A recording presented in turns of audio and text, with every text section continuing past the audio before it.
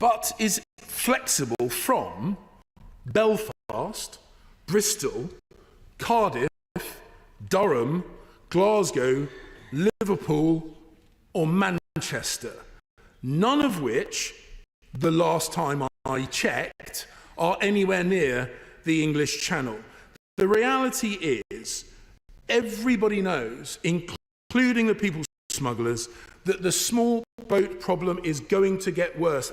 Indeed, has already got worse under Labour because they have no deterrent. People are being sold a lie when they're being smuggled into this country across the busiest shipping lanes, and we do need to stop them. Too many lives have already been lost. Sadly, 6 more have been lost in the Channel in the last few weeks, and our hearts go out to them and their loved ones. We disagree on many things, but we can agree that we need to put an end to this evil trade. But sadly, the initial decisions that her government has made this problem worse and not better. Secretary. Thank you, Mr. Speaker. Can I welcome the words that the Shadow Home Secretary gave about the dedication of the Home Office officials and also the importance of work on national security. As he will know, when I was in the shadows, I always worked with him and supported him around national security issues. I know he will do the same as well, and I welcome him to his shadow post as well. I presume this was the first of the Conservative leadership speeches, contest speeches that we have heard today. Let me just respond to some of the things that the Shadow Home Secretary has said. Look, you realise, let's all be very, very clear what it is we have inherited from him and from his party. We've had the highest level of spring crossings ever. Yeah. That is what has happened under his party. We've had gangs left to wreak havoc, not just along the French coast, but across our border, through our country and back through Europe as well. We've got asylum supports, costs set to rise to 30 to 40 billion pounds over the next 4 years as a result of his decisions and his party. And as for this idea about deterrent, I'm really sorry. I'm sorry. 4 volunteers being sent to Rwanda isn't a deterrent to anyone for anything at all. And the idea that he would spend £10 billion on this fantasy, this fiction, this gimmick, rather than ever do the hard graft. I think £700 million has already been spent on sending just 4 volunteers in 2.5 years. Now, we had often warned that it would frankly be cheaper to put them up in the Paris Ritz. Frankly, it turns out, it would actually be cheaper to buy the Paris Ritz. And as for the amnesties, I don't know if he actually has ever understood the Illegal Migration Act that he voted for and then he inherited from his predecessors, because when he asks if what happens to people who arrive illegally and can they claim asylum, that is exactly what happens under Section 9 of his Illegal Migration Act. They can all claim asylum and they can all enter the asylum system and will be entitled to asylum support. That is what happens. That is the system that he's been presiding over and running since he became Home Secretary. That is the system that we have now inherited. The problem is people enter the asylum system and they never ever leave. He didn't even bring in the operational arrangements to try and properly take decisions, and his Home Office effectively stopped taking the majority of asylum decisions in May. Maybe he didn't even know, but that is what's happened in his Home Office. Mr. Speaker, this party and this government doesn't believe in amnesties. We think the rules need to be respected and enforced. His party is the one who was actually given an effective amnesty to people who can stay in the asylum system forever. We believe the rules should be enforced. The problem is actually that is what the Shadow Home Secretary believes too. I don't think he believes any of the stuff that he said. He's only saying it for his Tory leadership contest. He's just too weak to tell his party the truth. He thought the whole policy on Rwanda was batshit, and then he went out to bat for it. It's just not serious. Thank you, Mr. Speaker.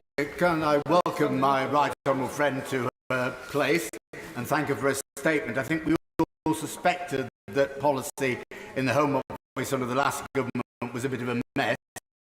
I don't think we realised how much of an expensive mess it was. Still, she's provided that in her statement. Just ask the Home Secretary about the attraction for people coming here illegally to work in the black economy. If there are suspicions, then you have to go to HMRC, the Gang Masters Authority, UK Visas and the police to get action to deal with those activities. I note that the Home Secretary is looking to try and combine them now to deal with illegal working in the car washing sector. Is that going to be a systematic change of approach, and is it going to be applied to other sectors as well? I think it's very welcome if it is.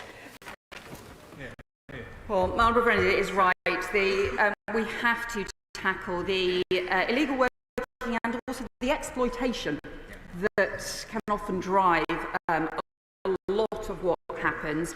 And that is why we are intensifying the immigration enforcement part of our new huge expansion in reforms, in returns and enforcement unit as part of our plans. But he is right that the process also needs to be simplified because it has become too complicated and too bureaucratic actually to just make sure that the rules are being enforced. We have set out high-risk sectors that we want to focus on this summer, but we need a more systematic approach. We have talked about a single enforcement approach, and we will set out more details about those plans. We now come to Lib Dem spokesperson Richard Ford. Thank you, Mr. Speaker. In the year 2018, the number of small boat arrivals stood at 299. In the year 2023, last year, the number was over 29,000. What happened in those intervening 5 years? One thing that happened in those intervening 5 years was the closure of the Vulnerable Persons Resettlement Scheme.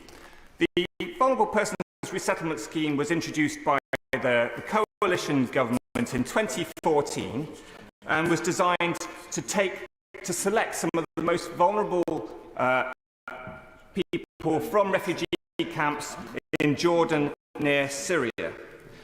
And what we've seen since the closure of that scheme is people choosing instead to make for these shores rather than applying in refugee camps.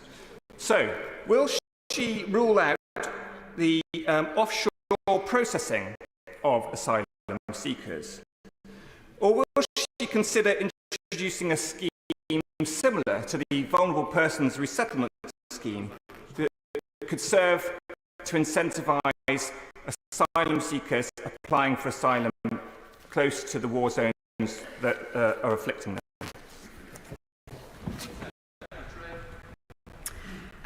Can I welcome the honourable member to his post speaking on these issues. He's right to talk about the importance of the UK doing its bits to help those who have fled persecution and conflict. It's why I strongly believe that the Homes for Ukraine programme was immensely important. It's been important personally to our family. It's why I think it's been so important that the UK has done its bit in previous years as well, including around Hong Kong and Afghanistan as well. And that must continue to be the case. It has to be alongside a properly functioning system, though. Otherwise, criminal gangs will continue to exploit whatever the system is, and at the moment, those criminal gangs are getting away with it. On the specific issue around offshore processing, in fact, the Vulnerable Person Scheme was a form of offshore processing, just as the Homes for Ukraine scheme was. So I think there are different ways of having arrangements in place, and our approach is to always look at what works. So long as it meets proper standards in terms of international law, we should be serious about what it is that works in order to tackle the complex problems that we face. Julie Reid.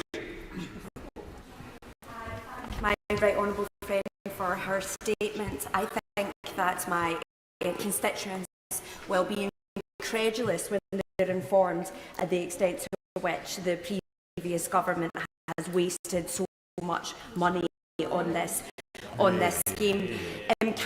What commitments can you give the House that for any further programmes and the money that will be spent, that we'll be able to rescind our commitment on those, and that no further public money will be wasted? Well, my honourable friend makes a really important point, and I welcome her to Parliament as well as to asking questions on this issue. We have to have a really strong and rigorous and robust approach to value for money, and that has to be in every department. That cannot simply be the responsibility of the Treasury. It has to be the responsibility of the Home Office, responsibility of every government department. That is the approach that this Labour government will take.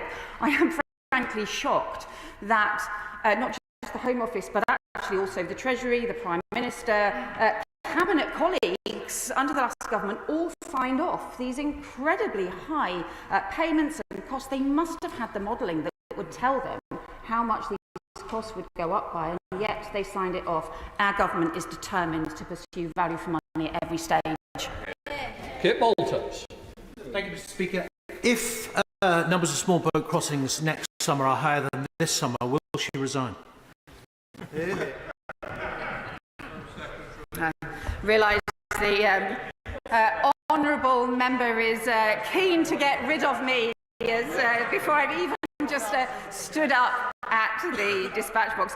Unfortunately, I think we have seen a succession of Conservative Home Secretaries who, 8 I think we have had in the last 8 years, who none of whom resigned, 2 of whom were sacked. Actually, that was 2 of the same person who were in fact sacked under the last government. Look, we have to be serious about this. We have to be serious about this because the dangerous boat crossings are undermining border security and they are putting lives at risk. Nobody should be making those journeys, and we have to work not just here but also across other European countries as well to stop boats before they reach the French coast in the first place, and to make sure that lives can be saved and that the gangs are actually accountable for their terrible crimes.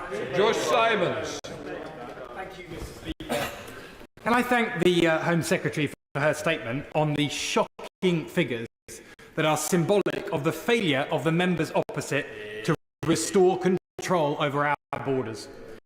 I note that despite this spending of taxpayer cash, removals of failed asylum seekers collapsed and foreign national offenders collapsed under the Conservatives. Can I ask the Home Secretary what the Home Office is doing to ensure that those who've no right to be in the UK are swiftly removed and the rules are properly enforced? Well, my honourable friend makes an important point. I also welcome him to his seat in Parliament as well. He is right that the removals of failed asylum seekers have fallen by a third since 2010. The removals of foreign national offenders have fallen by a quarter. That is not good enough. It means the rules are not being respected, the rules are not being enforced.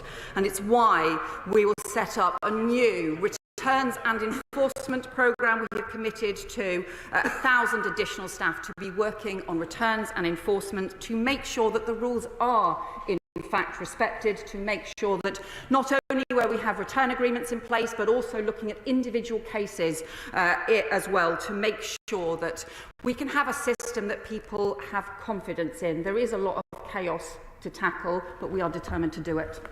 Pete Wishart. Speaker, the Home Secretary is absolutely right to lay it into the Conservatives for their shambles of an immigration policy that will define them in years to come. But all I'm hearing from the Home Secretary is being harder on asylum seekers. Enforcement seems to be the priority of this Home Secretary now. Where are we hearing about the safe and legal routes that asylum seekers have access to come to this country? And will she stop the dehumanising and scapegoating language? And will she pledge to take no quarter from the belligerents behind me? To thank the honourable member for his question. I think, as I responded to the Liberal Democrats, making sure that the UK always does its bit to help those who have fled persecution is really important, and we have done so through different programmes in the past. We had the Syrian Families programme back in 2015, which was also important. But we also have to make sure that the system works, that it has credibility, and that the rules are enforced. And too often the rules aren't enforced at the moment, and they need to be, so that everyone can respect the system. And also too often we have criminal gangs who are just causing havoc, who are able to undermine border security, and who are also making huge profits. It's become a criminal industry along our border, and that is deeply damaging. I do agree with him that this cannot be about rhetoric, and nobody should be ramping up the rhetoric, especially when it's alongside just gimmicks that don't work. What we've got to do is be serious. We've got to be serious about this and actually put in place sensible plans that work. Mike Amesbury. Thank you, Mr. Speaker. I welcome the Home Secretary, the Labour Home Secretary, to her place. We've inherited an almighty mess with asylum accommodation costing £8 million per day. It's absolute chaos, and it seems that, according to the Sunday Times, is even middlemen and middlewomen taking advantage and profiteering through this system. How is the Home Secretary going to get a grip of this chaos that we've inherited from the previous Tory government? My honourable friend raises an important question, because as well as failing to tackle the criminal gangs taking hold along the channel, there's also been too much focus on gimmicks, and also a failure to have practical planning in place. So the failure, for example, to make sure that they had proper long-term contracts around asylum accommodation, and instead, when we had the chaos at Manston a couple of years ago, that then led to last-minute hotel procurement, completely inappropriate accommodation, and also costing a fortune as well. So we have to tackle that, and that is why we have set out plans. We're determined to make sure that we can get that backlog down, and also end asylum hotel use. As a result of the chaos with the Illegal Migration Act and the fact that the Home Office has stopped taking decisions, that will now take time. That is going to be difficult to take time to sort that out, but that's why the statutory instrument that we're laying today is so important. That alone should save the taxpayer £7 billion. Dr. Kieran Miller. Thank you, Mr. Speaker. I know that the Labour Party managed to go an entire election campaign without answering this question, and that the Home Secretary failed to answer it again when asked by the Shadow Home Secretary. So I'll give it one more try. Where does the Home Secretary intend to send failed asylum seekers from Afghanistan Syria and Iran. Again, I would just say to the honourable member, he obviously doesn't understand the system that his party and his government put in place. All the people who are in the asylum system, they're staying there. So they're staying currently under his policies.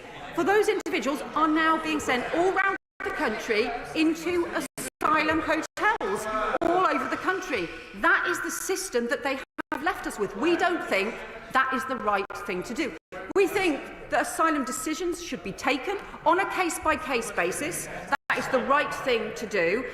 And also that we should make sure that we have proper returns agreements and to do what his party should have been doing under his own policies for the 60% of people who continued to be entitled to asylum decisions but weren't actually getting them under his Illegal Migration Act. So what we will do is run the asylum system effectively, like actually his system should have been doing. Rachel Maskell. Thank you, Mr. Speaker. I congratulate my right honourable friend for the forensic work that she's been doing in her department.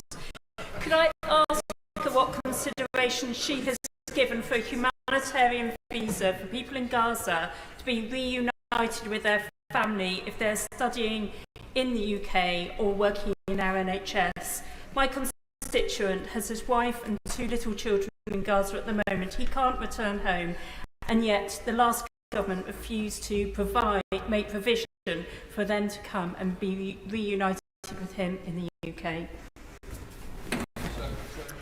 Well, my honourable friend will know that there are obviously long-standing arrangements for family reunion for refugees, and obviously there are also different concerns that have been raised around Gaza, because there's a real importance for people being able to return to their homes as well in the Middle East too. But if she has an individual case that she would like to raise with my right honourable friend, the Immigration Minister, then she's very welcome to do so. Lee Anderson. Thank you, Mr. Speaker. Now, when I was in the migrant camps in northern France last year, the migrants told me and some of my colleagues that one of the deterrents that would stop them coming is if they were turned back in the Channel or sent back the same day. Now, we saw the Border Force Agency take a boatload back just last week. So will the Home Secretary now, with that advice, grow a political backbone and order the Border Force to send the boats back the same day?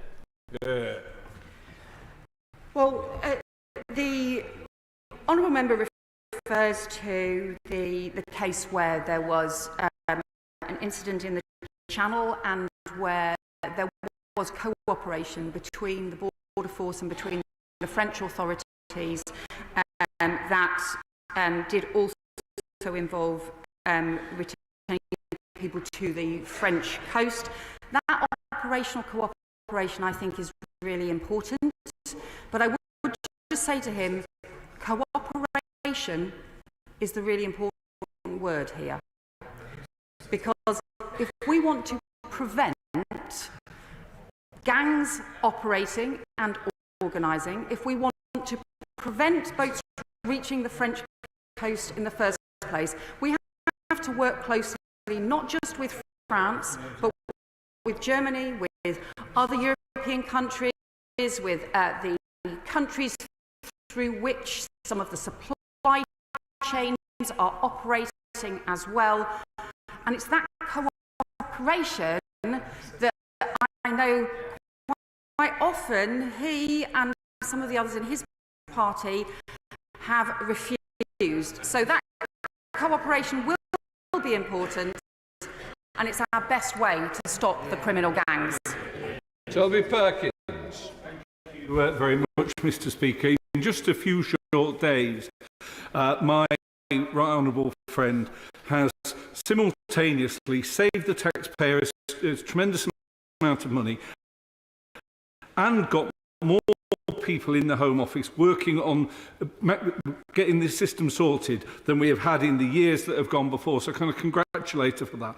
Does she agree with me that it's entirely in keeping with Labour values to ensure that there's safe refuge for those fleeing being a war zone, and at the same time to ensure that those who aren't entitled to be here are repatriated and save the UK taxpayers' money?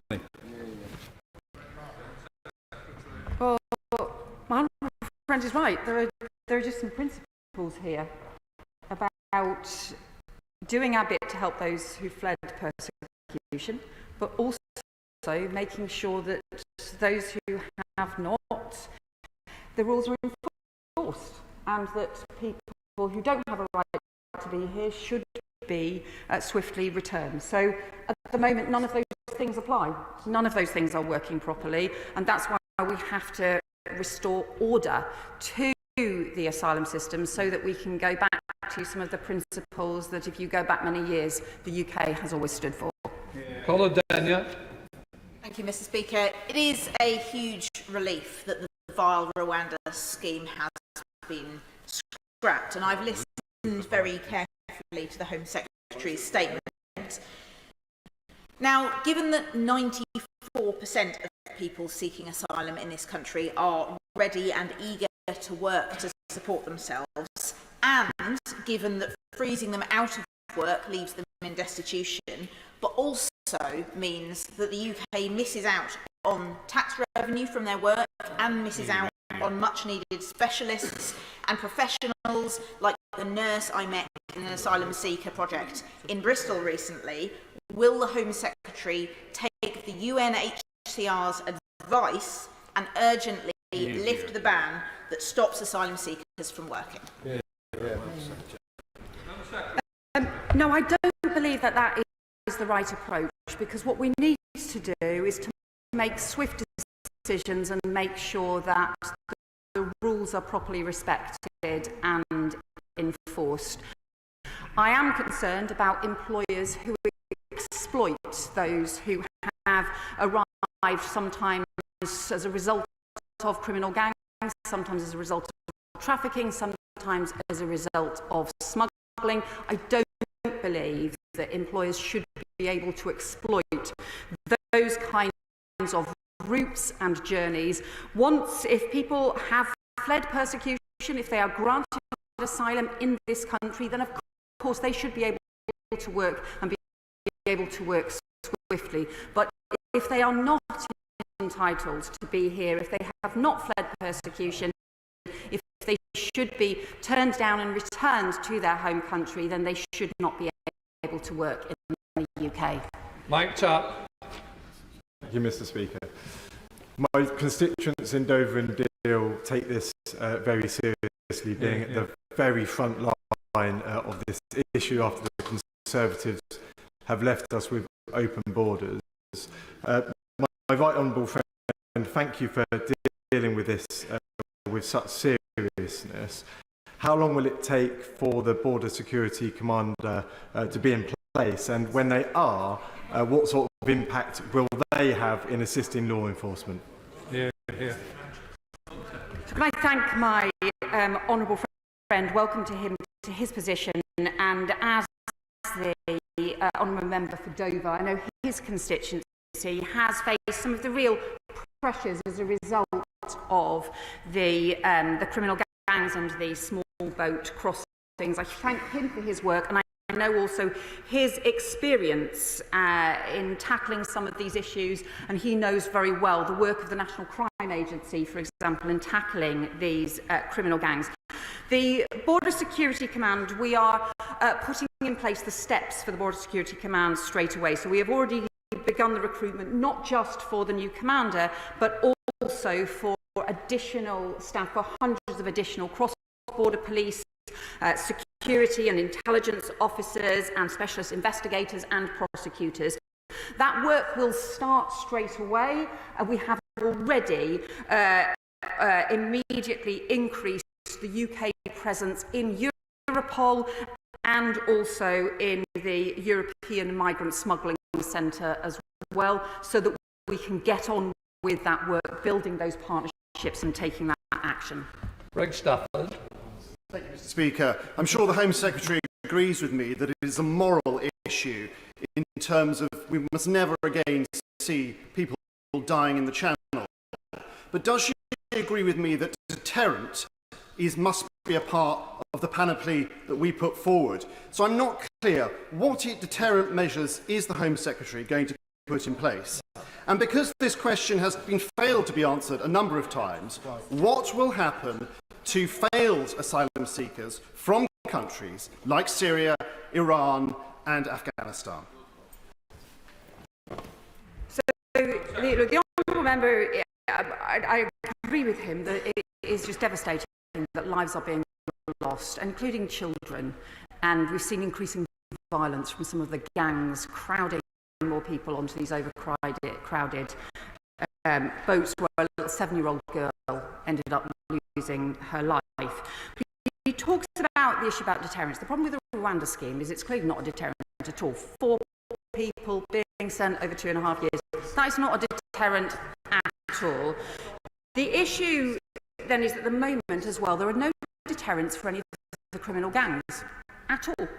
They can just operate with impunity. So you have to start by making sure that the criminal gangs actually come to face justice, that there is actually the action on the supply chains earlier on, and make sure that we have consequences and that there is a deterrent there. I would also say that the problem is, I think, when you have a system where people can arrive in the UK and stay in the asylum accommodation system forever, which is the Illegal Migration Act that his party voted for, that also actually means there is no disincentive for anyone, because actually it makes it very easy for people, even if they have no right to be here, to be able to stay indefinitely, to be able to work illegally, and that goes against the rules and means the system is just not working. Adam Thompson. Thank you, Mr. Speaker, and thank you to the Home Secretary for her statement today, which I think contains some really quite revelatory points on the state of finances.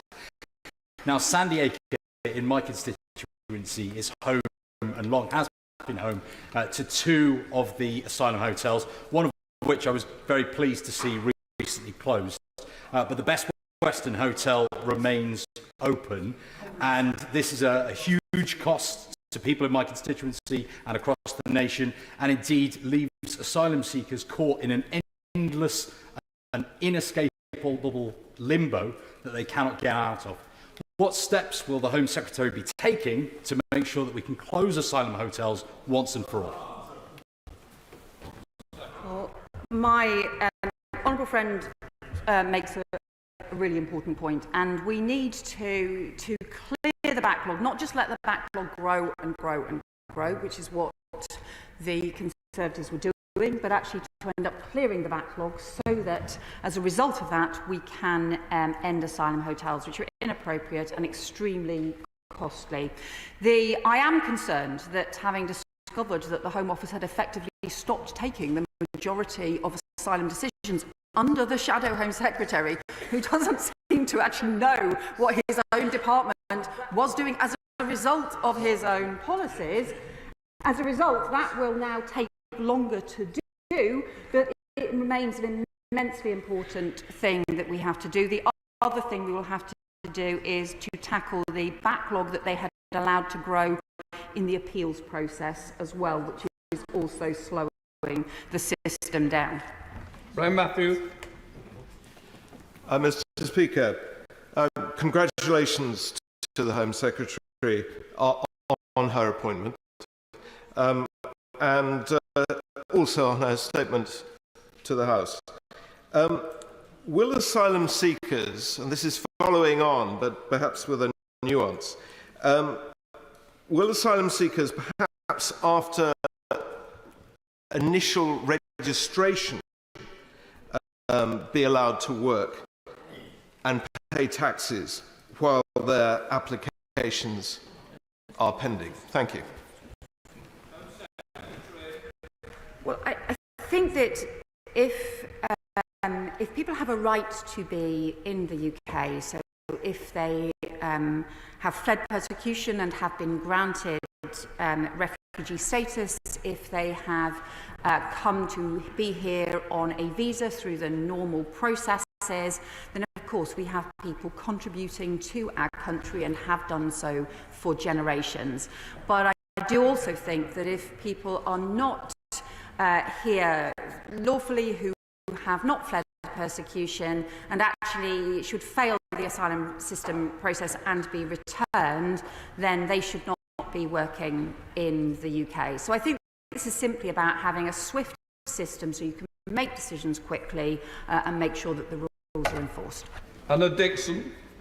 Thank you, Mr. Speaker, and I'm delighted to see my right honourable friend in her place on the government benches.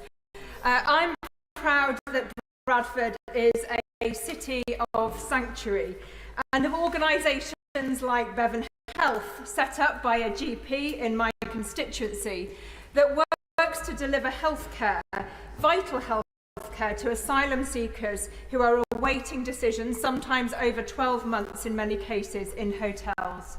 So can my right honourable friend provide assurance that asylum seekers will continue to have access to essential healthcare as our government works to clear the asylum backlog, so in future fewer people will be left languishing in hotels? Thank you. Well, Manfred is right that it's really important that we do try and swiftly clear the backlog as rapidly as possible.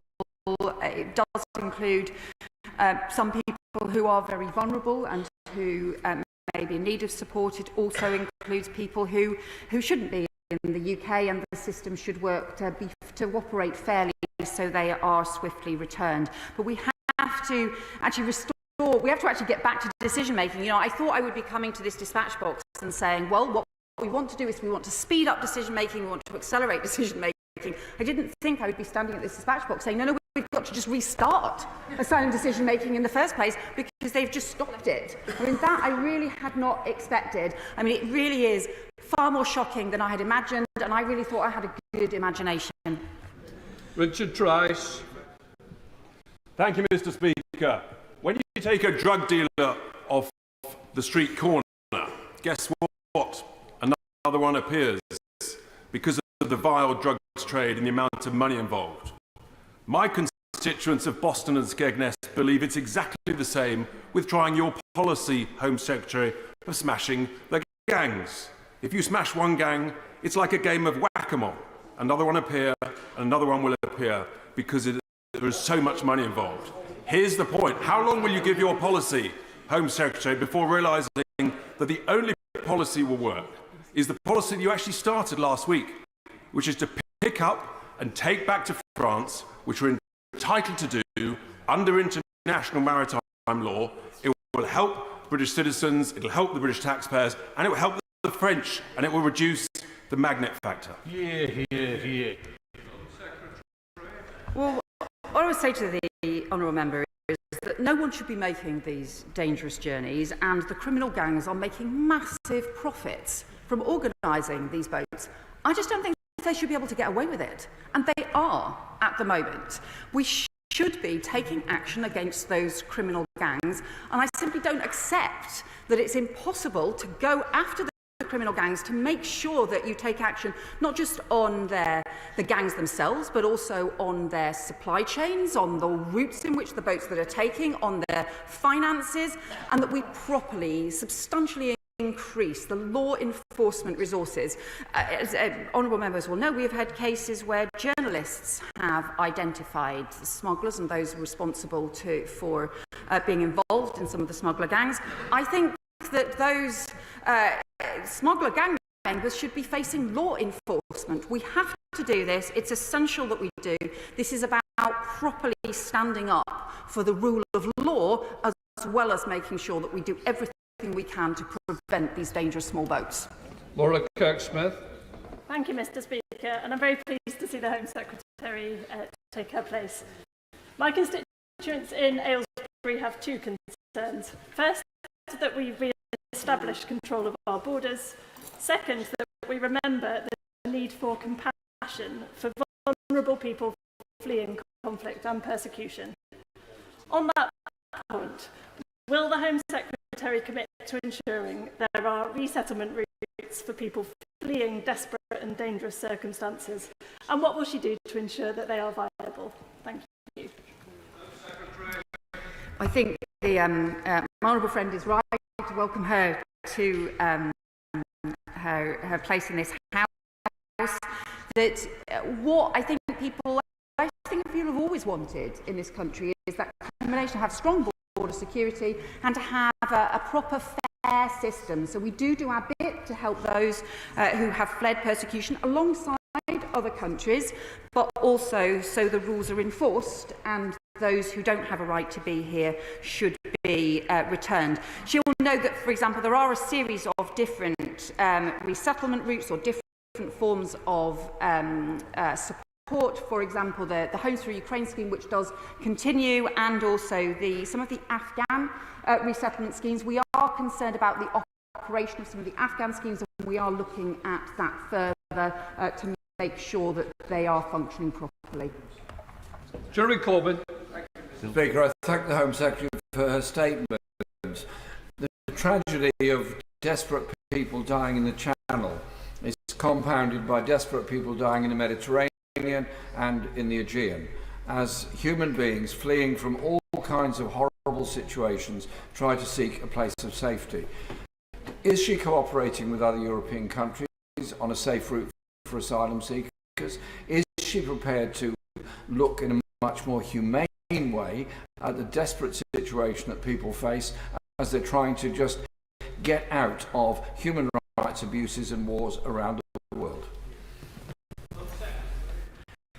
So the honourable member makes a really important point about the actually what is happening in the Mediterranean, about the pressures that we have seen, and also the fact, as the Prime Minister said in his statement, that we have seen not just conflict, wars, persecution, but also some of the impact of climate change as well, also making people travel and can sometimes lead to people making dangerous journeys.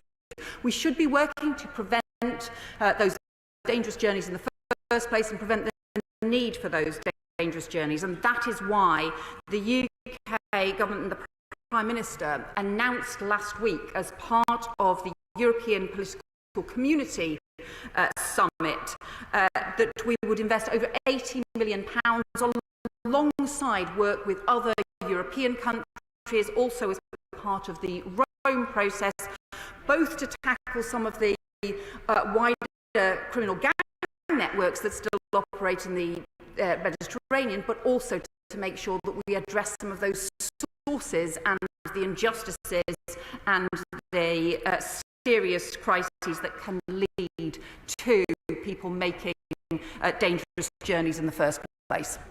Jonathan Blash. Thank you, Mr. Speaker, and I warmly welcome my right honourable friend, the Home Secretary, to her place. One of the consequences of the collapse in our asylum system over the last few years has been the increasing and intolerable pressure on local communities, something my constituents in Hartlepool raise with me time and time again. Can I ask the Home Secretary to outline how the steps that she's taking will begin to reduce that pressure on communities like Hartlepool? Well, can I welcome my honourable friend to his post? I think there is a real challenge from the way in which this sort of chaotic way the asylum system has been run, that has led to a last-minute procurement of hotels that have ended up being in a chaotic system, ended up being extremely costly, and so actually everybody loses out from spending billions of pounds on this system, but also local authorities often not having time to work either with communities or with accommodation providers to make sure that things were managed in the right way. I will recognise, I think, the fact that we've got this problem where asylum decisions stopped being taken does mean that there's going to be some challenges now getting that system working again, and that will mean it will take longer than we had initially anticipated to bring the backlog down, but we are determined to do this. It is the only way to get back to having a functioning system that really everybody should be able to support across the country. Jim Sham.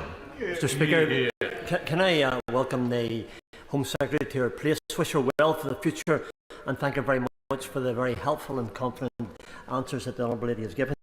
Home Secretary, there is of course a glaring issue regarding border security much closer to home, and that is the Northern Ireland Republic of Ireland border. This border was patrolled by the Republic of Ireland officials, and understandably so, as their right to protect their nation is paramount. However, this also made clear that the Good Friday Agreement does not preclude the need to exert checks on the border. Home Secretary, what discussions have been had with the PSNI and security forces in Northern Ireland to ensure that the open border with the Republic of Ireland does not become a free route to UK immigration? Yeah. Well, it's a pleasure to get my first question from the front dispatch box from the honourable member. I look forward to very many more. He, of course, raises important issues. Of course, the border issues, of course, between Northern Ireland and Ireland are, of course, different. We have different arrangements, rightly so, that reflect our long shared history, but we also have very close cooperation. And we have close policing cooperation, we have close information sharing, we do have additional information sharing that isn't currently possible under the arrangements we've inherited with other European countries, and I think it's really important that those information sharing arrangements continue, and hopefully we can build on them with other European partners as well. Pam Cox. Thank you, Mr. Speaker, and I thank the Home Secretary for her statement. I share her astonishment at the scale of the mismanagement of the asylum system by the previous government. My constituency in Colchester has hosted many asylum seekers and indeed refugees over the years. We're a city of sanctuary. Our local authorities have played a full part in supporting that work. But may I ask the Home Secretary, will she confirm that those local authorities will be fully engaged in work going forward to ensure we've got more effective support systems? Thank you. My honourable friend is right to raise the importance of working closely with local authorities. We are determined to do that. My right honourable friend, the Immigration Minister, already has work in chain looking at how we can better have work and cooperation between the Home Office and the local authorities. And it is also important to recognise that really through very many generations, refugees have come to this country and have contributed to our economy, to society, and been a hugely important part of that. It is partly because it's so important that we have that history that it's also so crucial to get the whole system functioning again instead of the chaos that we've got at the moment, which just undermines everybody's confidence. Oliver Ryan. I thank the Home Secretary for her statement. The people of Burnley, Padiham and Briarfield want to see these crossings stopped and these gangs smashed, and will welcome her tough action today. Because of the previous government's complete failure to control our borders, they spent millions of pounds a week on asylum hotels. What will she do to speed up the processing of people in those hotels and end their use? We have to do all of these things, Mr. Speaker. We have to do, and I welcome the honourable member to Parliament too. We have to have the action on the criminal gangs who are exploiting the situation in the first place, and that does involve much stronger cooperation with other European colleagues, and that must include the new counter-terror powers that will be in the new legislation as part of the King's speech to strengthen the powers against organised immigration crime, but alongside we've also just got to get the basics right, actually got to start taking decisions again, as well as speeding up the asylum decisions and making the system work again. That completes that statement. Let the front benches change over.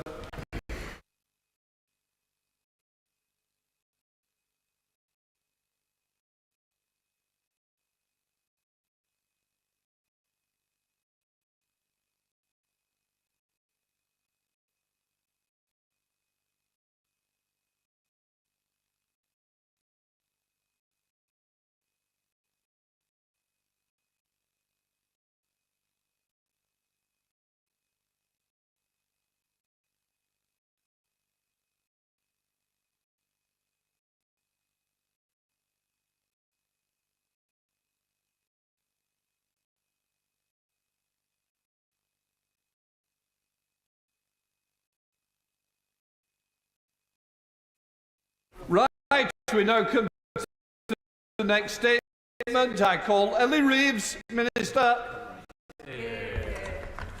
Thank you, Mr. Speaker. On Friday, the 19th of July, we saw a CrowdStrike software update on Microsoft systems result in a major global IT outage. It caused significant impacts around the world. Impacts were seen in the transport sector, with flights grounded in Europe, the US, and delays and cancellations here in the UK. On rail, live departure boards were impacted during the morning rush hour, and some media outlets lost the ability to provide live coverage. This caused substantial inconvenience for passengers hoping to travel for the summer holiday getaway on the busiest travel weekend of the year.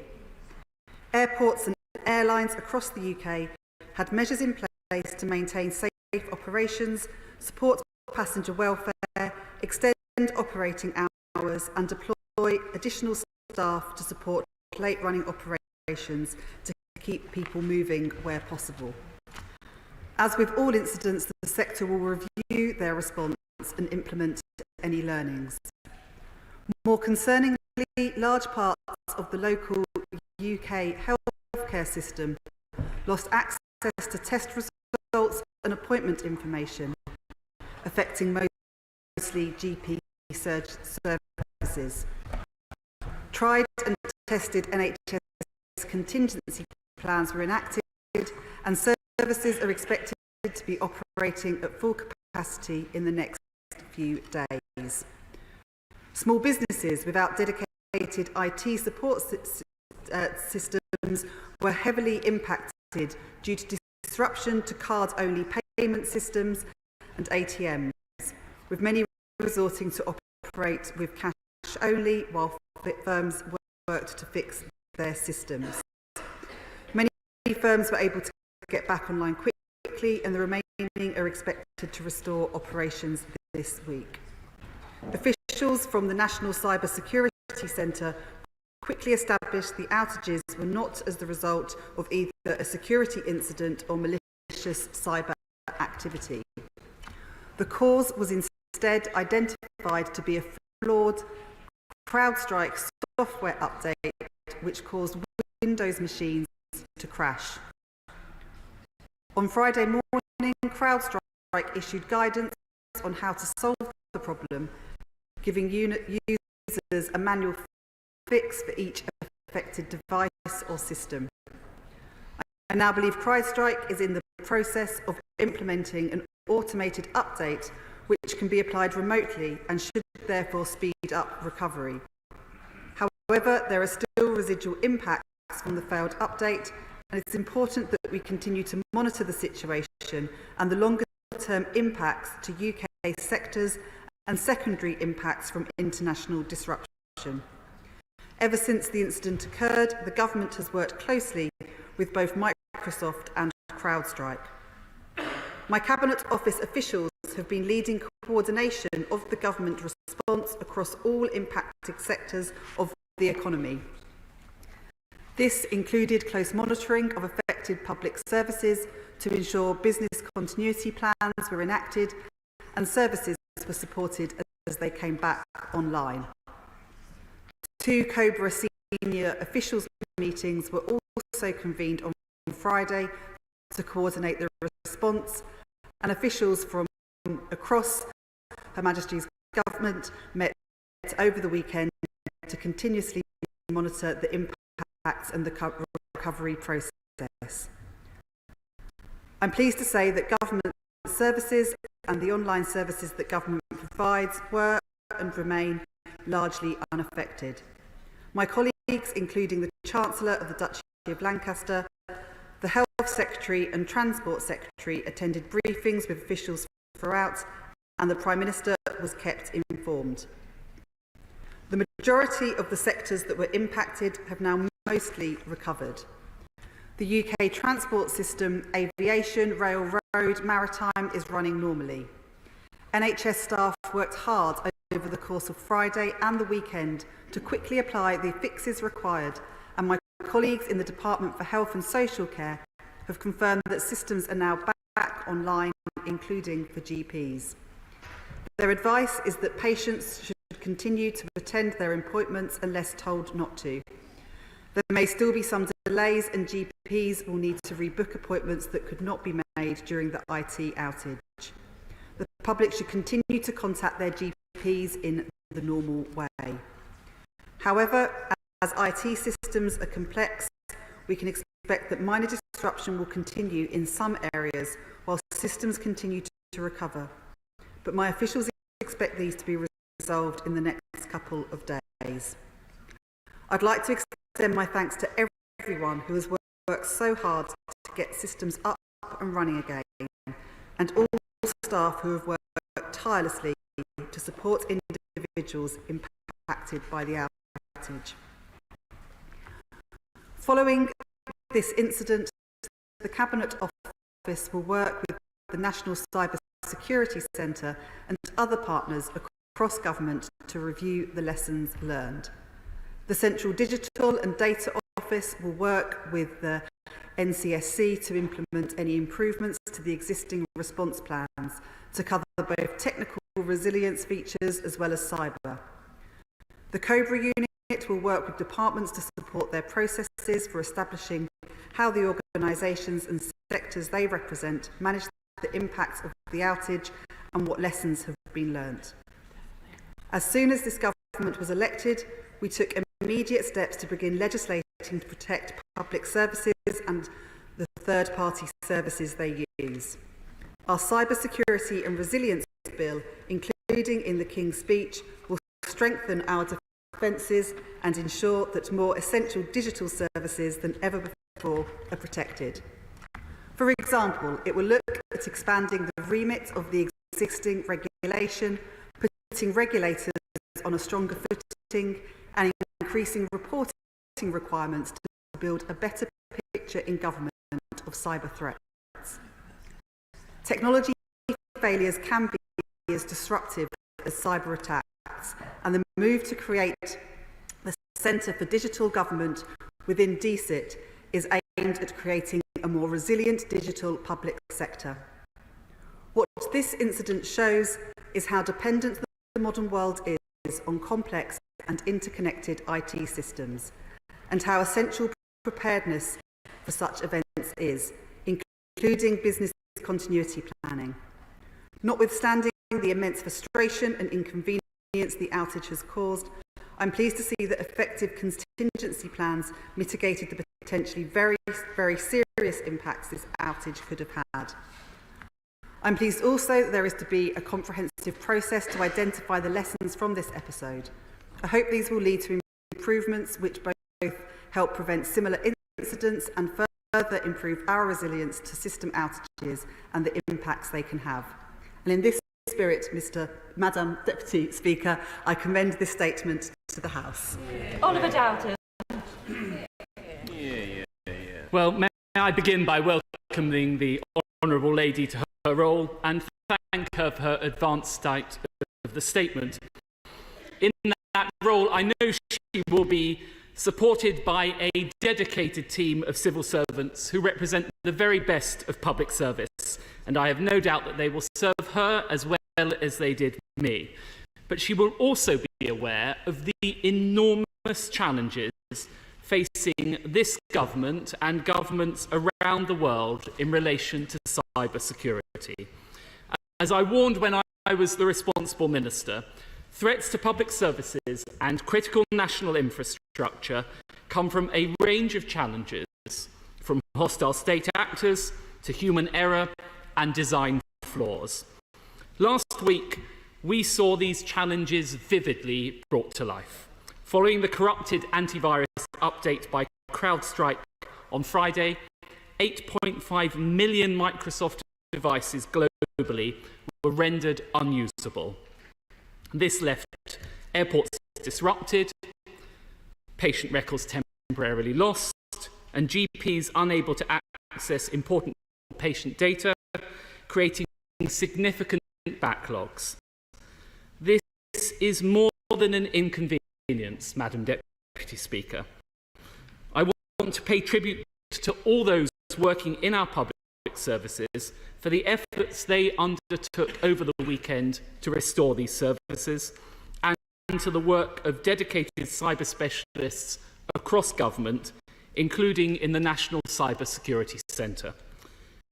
In government, we undertook a wide range of measures to enhance the nation's cyber security, creating the National Cyber Security Centre, introducing Secure by Design, setting cyber resilience targets, launching GovAssure, and transforming the oversight of governmental cyber security.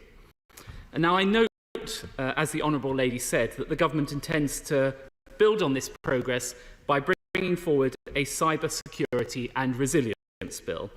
Will the Minister therefore outline the timetable for this bill? And will the government consider mandatory cyber security targets for the UK public sector? And is the government considering obligations to ensure that infrastructure is designed to be resilient against common cause problems such as this one? What steps are being taken to enhance cyber security in the devolved administration and in parts of the public sector such as the NHS, which are operationally independent? And specifically in relation to this incident, what assessment has been made of the prevalence of CrowdStrike within critical national infrastructure? And what further reassurances can the government give in relation to the timetable for full recovery of key systems and data? In particular, can the Minister ensure employees that this month's payroll will not be adversely affected? Britain's cyber industry is world-leading. Cyber security now employs over 60,000 people and brings in nearly £12 billion worth of revenue annually. This transformation was in part due to our £5.3 billion investment, which launched the country's first national cyber security strategy. I therefore urge the government, and I see the Chancellor in her place, to continue such investment. Incidents such as CrowdStrike should not deter us from the path of progress. We must embrace digitalisation and the huge improvements in public services that it offers. Indeed, the adoption of artificial intelligence across government is the closest thing we have to a silver bullet for public sector productivity. However, if we are to command public confidence, people must be assured that technology is safe, secure, and reliable. And incidents such as this demonstrate how reliant the government and public services are on large technology companies, and how much responsibility they have for the services that have become critical to people's lives and livelihoods. That's why, in government, I called for us to work more closely with leading technology firms to address these shared challenges. The best solution is partnership.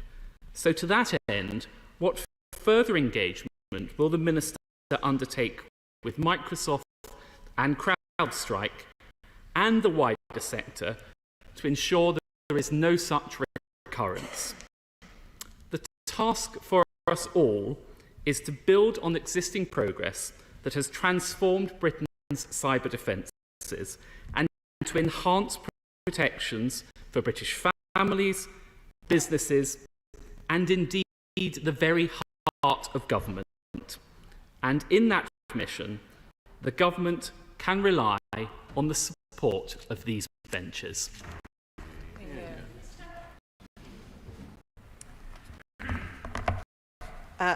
I thank the Shadow Minister for his contribution and his questions, and particularly I would echo the thanks to all of those involved across the civil service and departments in dealing with the outage last Friday and mitigating the effects of it. I set out in my opening comments that our cybersecurity and resilience bill, which was included in the King's speech, will strengthen our defences and ensure that more digital services are protected, and that is a priority for this government. The bill will look at expanding the remit of existing regulation, putting regulators on a stronger footing, and increasing reporting requirements so that we can build a better picture in government of cyber threats. And we'll also consider the implications of Friday's incident as we develop that legislation. But rest assured that we are working across government in relation to this to ensure resilience.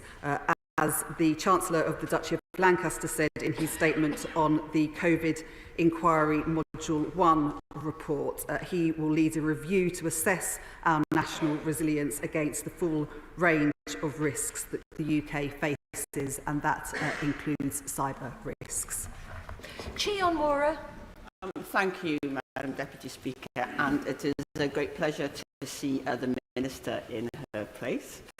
As she said, the CrowdStrike outage is a reminder of the way in which technology is so integrated into our lives, making all our lives better, but also our dependence on standards of development, deployment and integration of new technology, which are largely not visible to us. I was reassured to hear of the steps that government and businesses have been taken to mitigate the impact, but I fear that small businesses and consumers do not have the same resources. So could the Minister tell us, or does she agree, that you shouldn't have to be able to reboot from a blue screen in order to enjoy the benefits of technology? And will her government move to ensure that consumers are better protected?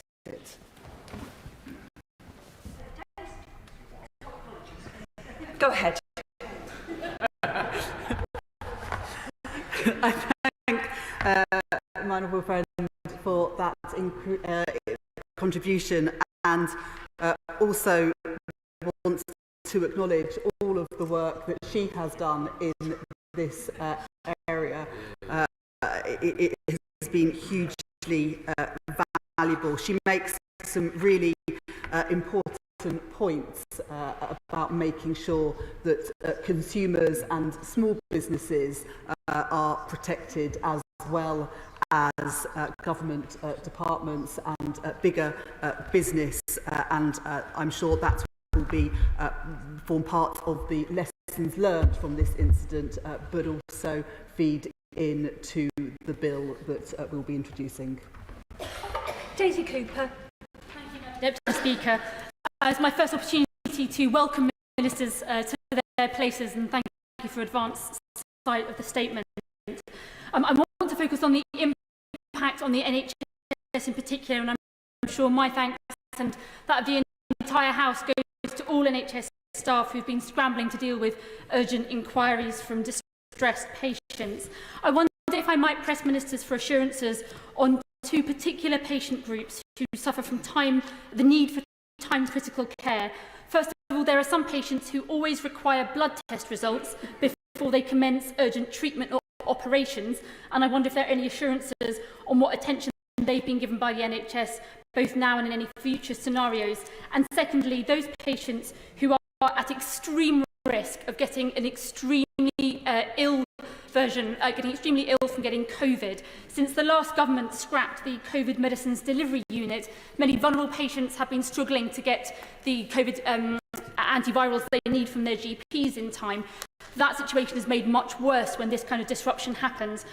I wonder if she could provide any assurances about any attention that NHS England has given to these two patient cohorts, and if not, whether she might be willing to meet with me to discuss what we might do in future.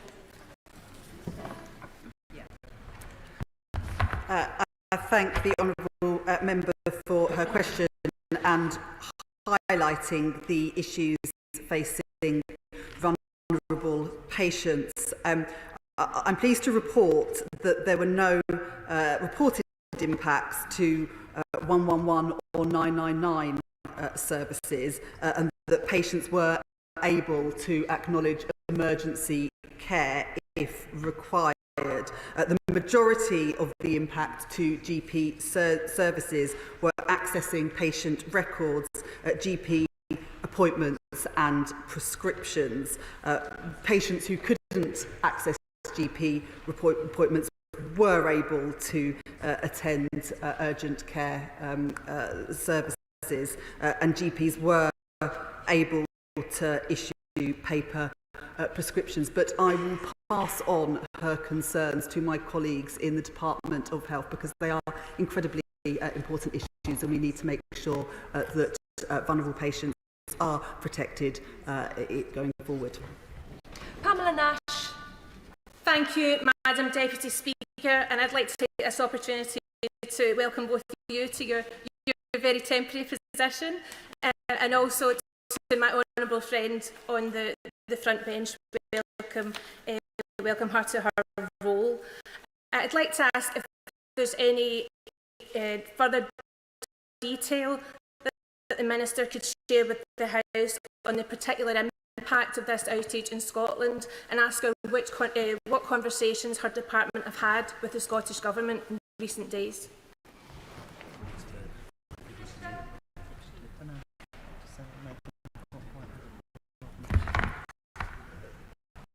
Thank you, and I welcome my honourable friend back to the House. It's fantastic to see her in her place, and rightly so. Thank you for the points that you have raised. They are very important and will be taken into account with the lessons learned. David Mundell. Thank you, Madam Deputy Speaker, and I commend the Minister on her appointment. Does she agree with me that these events demonstrated that we are very far from being in a position to move into a cashless society? And given that the Chancellor is in her place, will she confirm that her government will do everything that it can to support the continued use of cash, which is so important to some of the most vulnerable people in our society? I thank the honourable member for that point. Cash remains the second most commonly used form of payment in the UK, and we remain committed to ensuring access to cash for individuals and businesses. That's why we have got a commitment to 350 banking hubs, so that cash remains available to people. Thank you. Mark Ferguson. Thank you, Madam Deputy Speaker, and it's a pleasure to welcome the Minister to the place, particularly sat alongside the Chancellor of the Exchequer. I welcome the points that have been made with regard to resilience in public services, but can the Minister assure me that similar efforts are being made to ensure resilience when it comes to IT with regard to defence?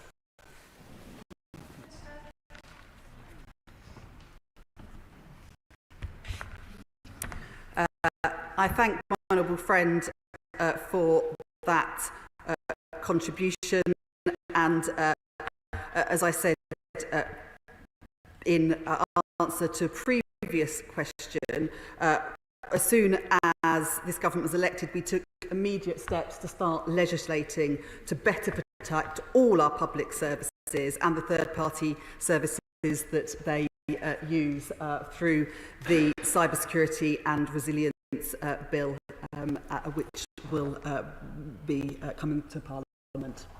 Jim Shannon. Deputy Speaker, can I first of all welcome the Minister to her place, and I think some congratulations are due to the Honourable Lady, for I understand the Honourable Lady was in charge of the elections for the Labour Party, so such much of success that there was over there, the Honourable Lady can take some credit for that. It's good to see a reward for the endeavours for hard work. Well done. When it comes to airlines, 171 flights cancelled, of which some of my constituents were stuck in London and couldn't get home to Belfast. When it came to banks, some of my constituents were out in the shops, they were buying their goods, and they found their credit cards didn't work because the system was down. When it comes to the health system, and just to give you some effect of that, and the Department of Health in Northern Ireland said that hospital services in around 2/3 of GP surgeries faced problems. There was problems with patients in operating theatres, accessing staff rosters, and the whole system was an absolute chaos. So can I ask the Honourable Lady this question? Yeah, if I can. Does the Minister not agree that the issue has underlined the necessity of ensuring that we are prepared for cyber breakdown, whether that is intentionally done as an attack or unintentionally done? And would the Minister outline perhaps our preparedness for situations such as this, as well as our resilience in moving forward from those type problems for all parts of the United Kingdom, of Great Britain and Northern Ireland? Thank you. I thank the honourable member for his kind comments, and can I just say that I'm sorry to learn of his constituents who were unable to get flights home or were unable to get GP appointments. I've talked in the statement about resilience going forward and making sure that we expand our cyber resilience, putting regulators on a stronger footing, and getting a clear picture of cyber threats and how they can be dealt with. And he raises some very important points about that. Kit Malthouse. Thank you, Madam Deputy Speaker. This was an extremely serious incident, which I suspect may well be detectable in the next GDP figures that we see coming out of the ONS. But I had two questions. In her statement, the Honourable Lady said she was pleased to say that government services and the online services that government provides were and remain largely unaffected. Could you just tell us which were in fact affected, or was largely just a euphemism for not affected at all?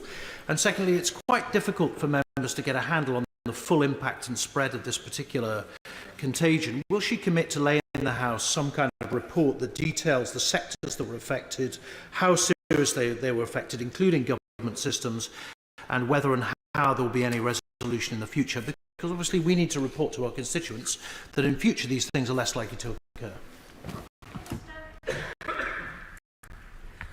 I set out the impact that the incident had on, for example, GP services, but things like the emergency services remained unaffected as far as we are aware. We are undergoing the lessons learned from the incident, and I'm sure we'll report back on that once that's been completed. Joshua Reynolds. Thank you, Madam Deputy Speaker. GPs in my constituency of Maidenhead were affected on Friday like so many others. And I'd like to thank them for the work they did when, even though patients weren't able to get test results and appointments appointments were missed, they managed to make sure that people received the best care possible. What assurances can the Minister give me about the lessons learnt from Friday so that patients can continue to receive the care they need when they need it?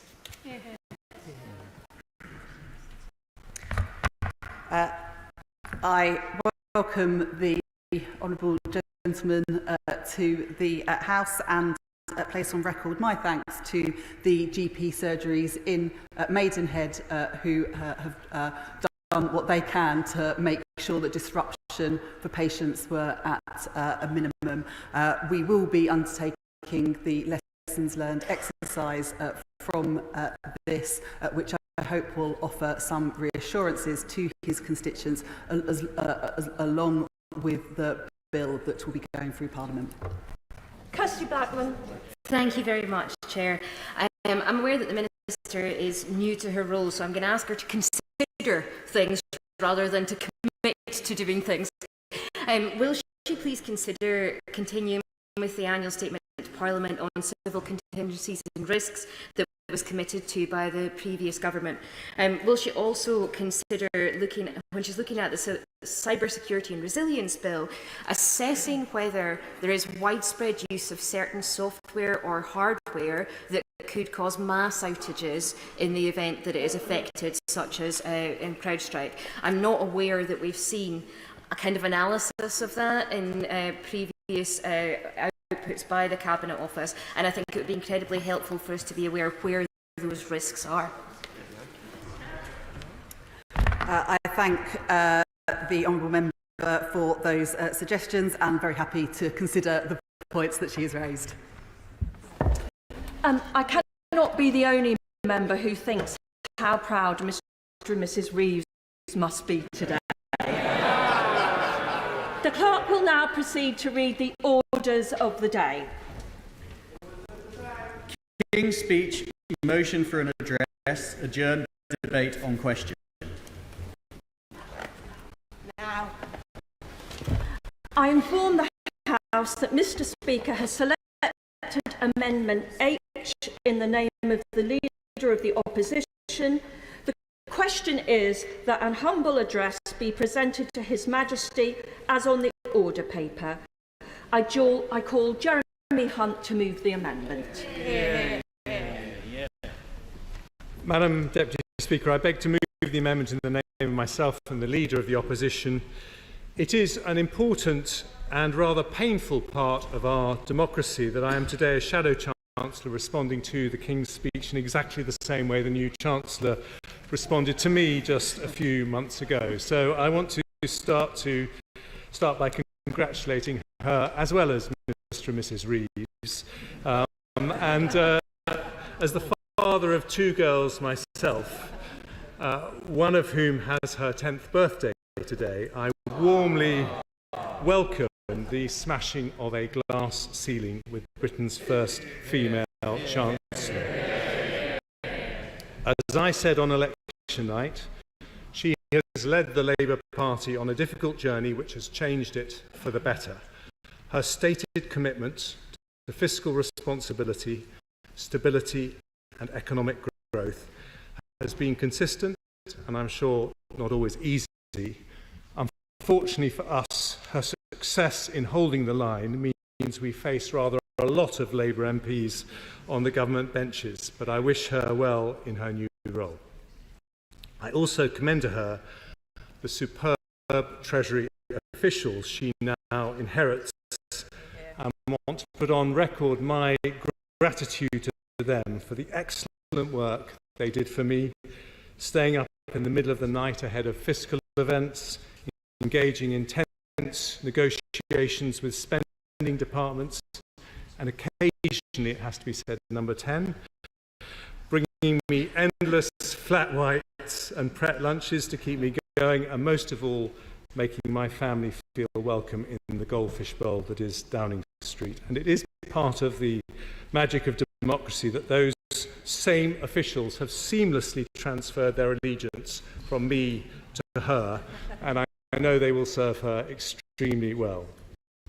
Now, in opposition, we won't oppose for its own sake, and there are a number of bills we welcome in the King's speech. She's right to focus on growth, and the improvements on planning build on many reforms introduced by the last government, including the 110 growth measures I introduced in last year's autumn statement. Any boost to house building is also welcome. We delivered 1 million homes in the last Parliament, and she will soon find out that if she's to deliver 1.5 million, she won't be able to duck reforming environmental regulations, a change which Labour blocked in the last Parliament, but which will deliver an extra 100,000 homes. But I caution her not to over-rely on bringing back top-down targets. In the end, we will only build more houses if we change attitudes to new housing, and that is unlikely to happen if unpopular targets are steamrolled through local communities. We'll also look carefully at her proposed budget responsibility bill. We're proud that a Conservative government set up the OBR, and I commend the work of Richard Hughes and his team. We didn't always agree, but that in the end is the point of an independent watchdog. And we all understand the politics of a bill that allows the government to make endless references to the mini-budget.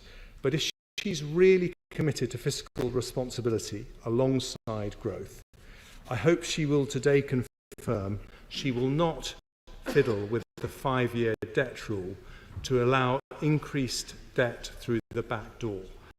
We, and it has to be said, markets will be monitoring the overall level of debt very carefully to make sure that doesn't happen. And I also hope she commissions the OBR to do 10-year forecasts of our long-term growth rate rather than 5 years as at present, in order to bake long-term decision-making into Treasury thinking.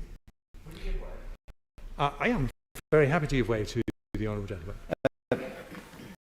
Grateful to the Shadow Chancellor for giving way. He was talking about fiscal responsibility just now.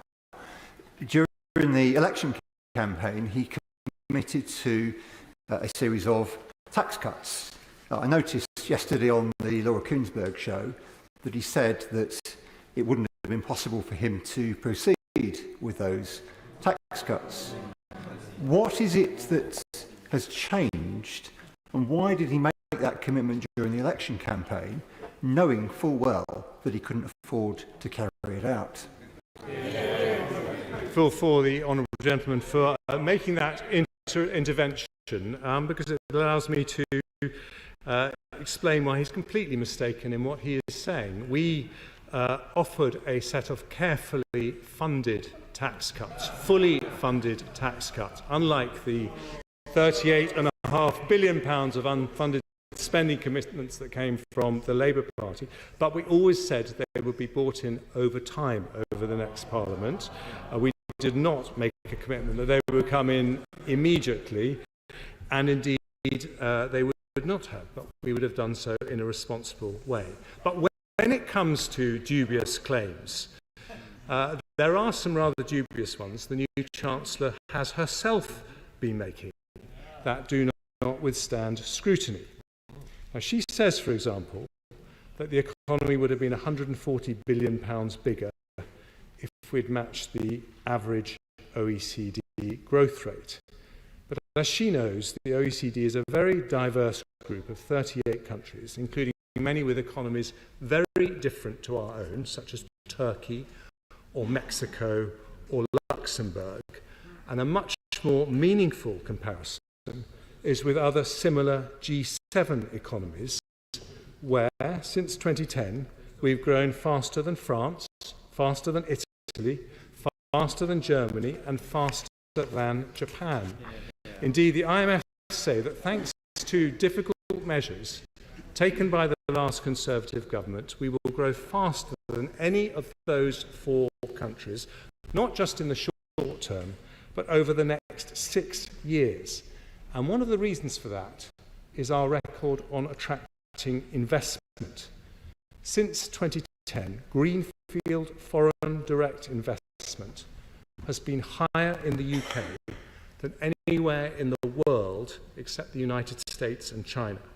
In the last year alone, Nissan, JLR, Tata, BMW Mini, Google and Microsoft have all been voting for the UK with their dollars.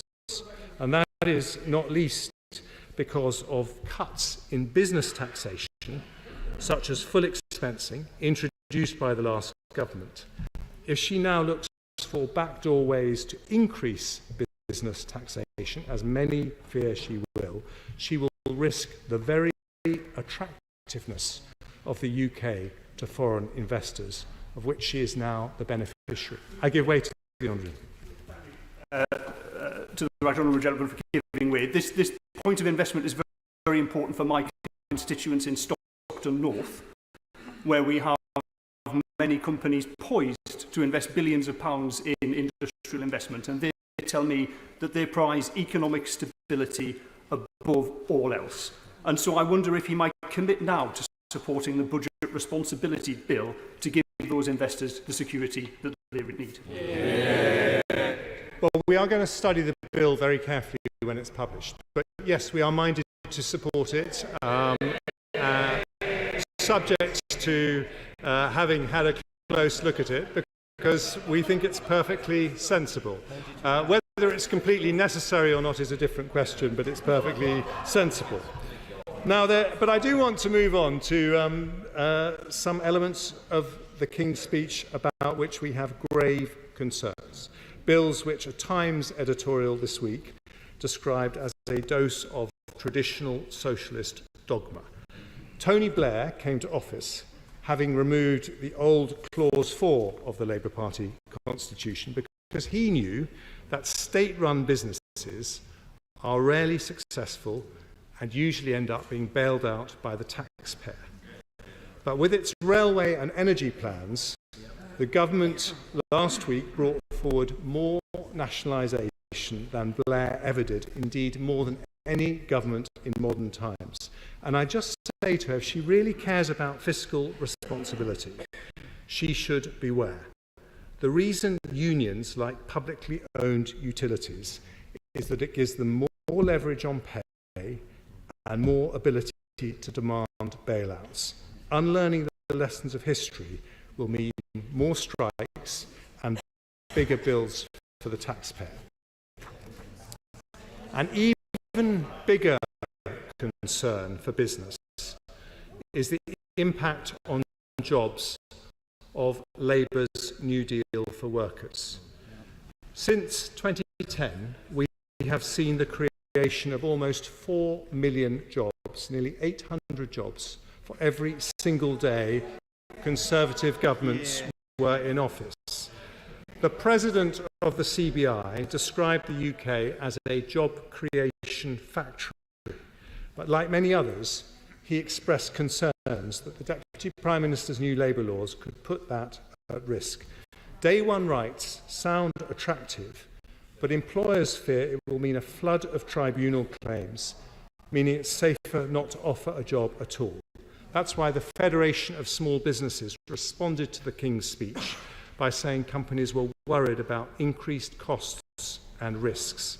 In the end, Madam Deputy Speaker, French-style labour laws will lead to French levels of unemployment, which are nearly double our own, indeed close to what they were when the last Labour government was in office. By contrast, Conservatives have nearly halved unemployment over the last 14 years, and it would be a tragedy for working families up and down the country if the new government turned the clock back. Finally, the most dubious claim that we have heard of all is this nonsense about the worst economic inheritance since the Second World War, which everybody knows is just a pretext for long-planned tax rises.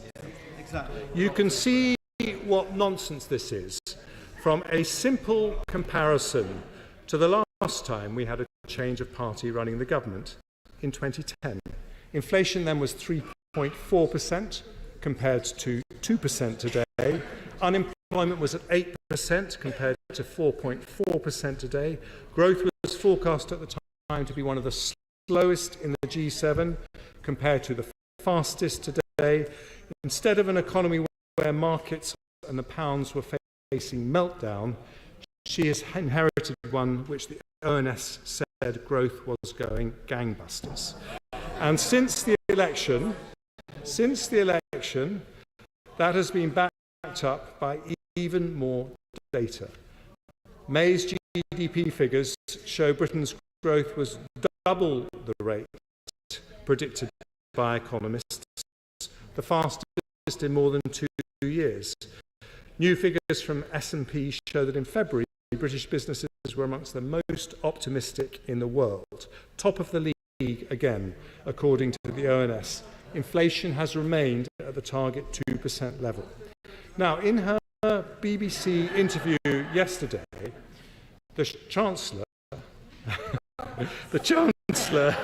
old habits die hard, glossed over those figures, putting on the most shocked expression she could muster to pretend that public finances are worse than she expected. But the root cause of the pressure on public finances, £400 billion of pandemic support, £94 billion of cost of living support, was never a secret. Indeed, the Labour Party supported those measures and in some cases called for us to go further. Nor were the difficult decisions we had to take to pay for them a secret either. When we had to increase borrowing, increase tax and reduce spending plans in the autumn statement of 2022, Labour did not oppose us. Like all chancellors, she faces fiscal challenges. Welcome to the job. But let me tell her that job is a whole lot easier because faced with an economic crisis 2 years ago, Conservatives took decisions that her predecessor Labour government ducked completely after the financial crisis. And that's why she has a deficit of 4.4% this year compared to 10.3% left behind for the Conservatives in 2010. And she didn't just compare her inheritance to 2010. She claimed, Madam Deputy Speaker, to have the worst inheritance since the Second World War. Is she really saying that she faces conditions worse than Geoffrey Howe in 1979 with a winter of discontent, stagflation, 83% top rate of tax, and a Labour government that went with a begging bowl to be bailed out by the IMF? And she knows perfectly well herself that that claim is nonsense. Otherwise, why in her first week would she announce £7.3 billion of spending on her National Wealth Fund without a spending review, without a budget, and without any external validation from the OBR?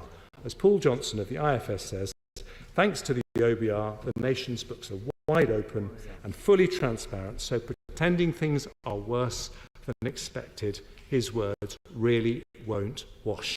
And as she establishes her reputation, it is surely unwise to base your big central argument on a claim so patently ridiculous. Yeah. But we all know exactly why she's doing it. She wants to lay the ground for tax rises that she has been planning all along.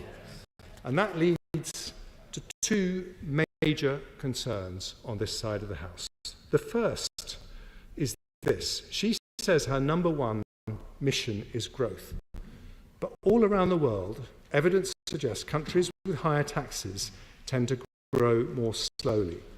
Lower taxes, when funded properly, boost growth, as we saw with full expensing and the national insurance cuts last year, both of which the OBR confirmed add to our GDP. But keeping taxes down is hard work. I saw the numbers she's seeing just a few weeks ago, and the official advice was clear. With public sector pay restraint, productivity plans, such as we announced in the budget, and welfare reform, it's perfectly possible to balance the books without tax rises. Not easy, but government never is, but not impossible. Yet all those three things, pay restraint, productivity improvements and welfare reform, were glaringly omitted from the King's speech. Instead, she's chosen an easier path. What Labour Party sources told The Guardian was a doctor's mandate to raise taxes. Now, she's ruled out raising income tax, national insurance and VAT. But she shouldn't think for 1 second that other tax rises will not impact working people. Capital gains tax destroys the pensions people build up over their lifetime. Business tax rises are passed on to customers, leading to higher bills, and taxes on banks and energy companies lead to fewer companies operating in the UK, a lower tax take, and less money for public services like the NHS. And that, to conclude, Madam Deputy Speaker, is the biggest contradiction in this new programme. A government that says it wants the fastest growth in the G7, but plans tax rises in the very same breath that will make that growth harder, if not impossible, to achieve. But even if such an approach is misconceived, it is nonetheless a legitimate choice for a governing party. What is not acceptable is just 18 days after the election to be laying the ground for tax rises after she promised us 50 times in the election campaign she had no plans to raise them. Every Labour government in history has raised taxes and raised spending. If she wanted to do the same, she should have had the courage to make the case for that before the election. Instead, she is softening us up for a colossal U-turn that will lead to lower growth, less money for public services, and massive public anger, which is why I commend to the House the amendment in the opposition's name. The original question was that a humble address be presented to His Majesty, as on the order paper. Since when Amendment H has been proposed, as on the order paper, the question is that the amendment be made. The Chancellor.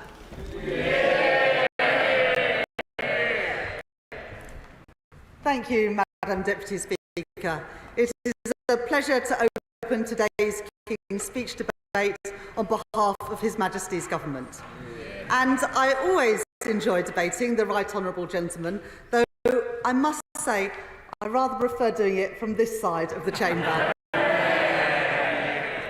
I appreciate his generous words on my appointment and also his tribute to officials who I can confirm are indeed first-rate.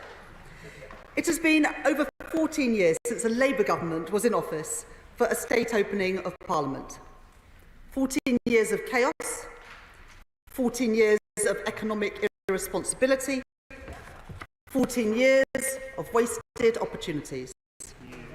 And 14 years since there has been a Labour Chancellor of the Exchequer standing at this dispatch box. Today I pay tribute to my most recent Labour predecessor, the late Lord Darling. He was an outstanding Chancellor, a kind man and a good friend. Mr. Speaker, it is also the very first time that there has been a female Chancellor of the Exchequer. Now, on my arrival at the Treasury, I learnt that there is some debate about when the first Chancellor was appointed. It was either 800 years ago, when one Ralph de Leicester was given the title of Chancellor of the Exchequer for the first time. Alternatively, 900 years ago, when Henry the Treasurer was referenced in the Domesday Book. Or even 1,000 years ago, when Alfred the Great was in effect the first Master of the Mint. Either way, I'm sure that the whole House would agree on one thing. Madam Deputy Speaker, we have waited far too long for a woman to be Chancellor of the Exchequer. And so I stand here today proud, but also deeply conscious of the responsibility that I now have. A responsibility to women across the country whose work is too often undervalued. And a responsibility to every young woman and girl who should know that there is no ceiling on their ambitions and no limit on their potential. I'll give way. Thank you very much.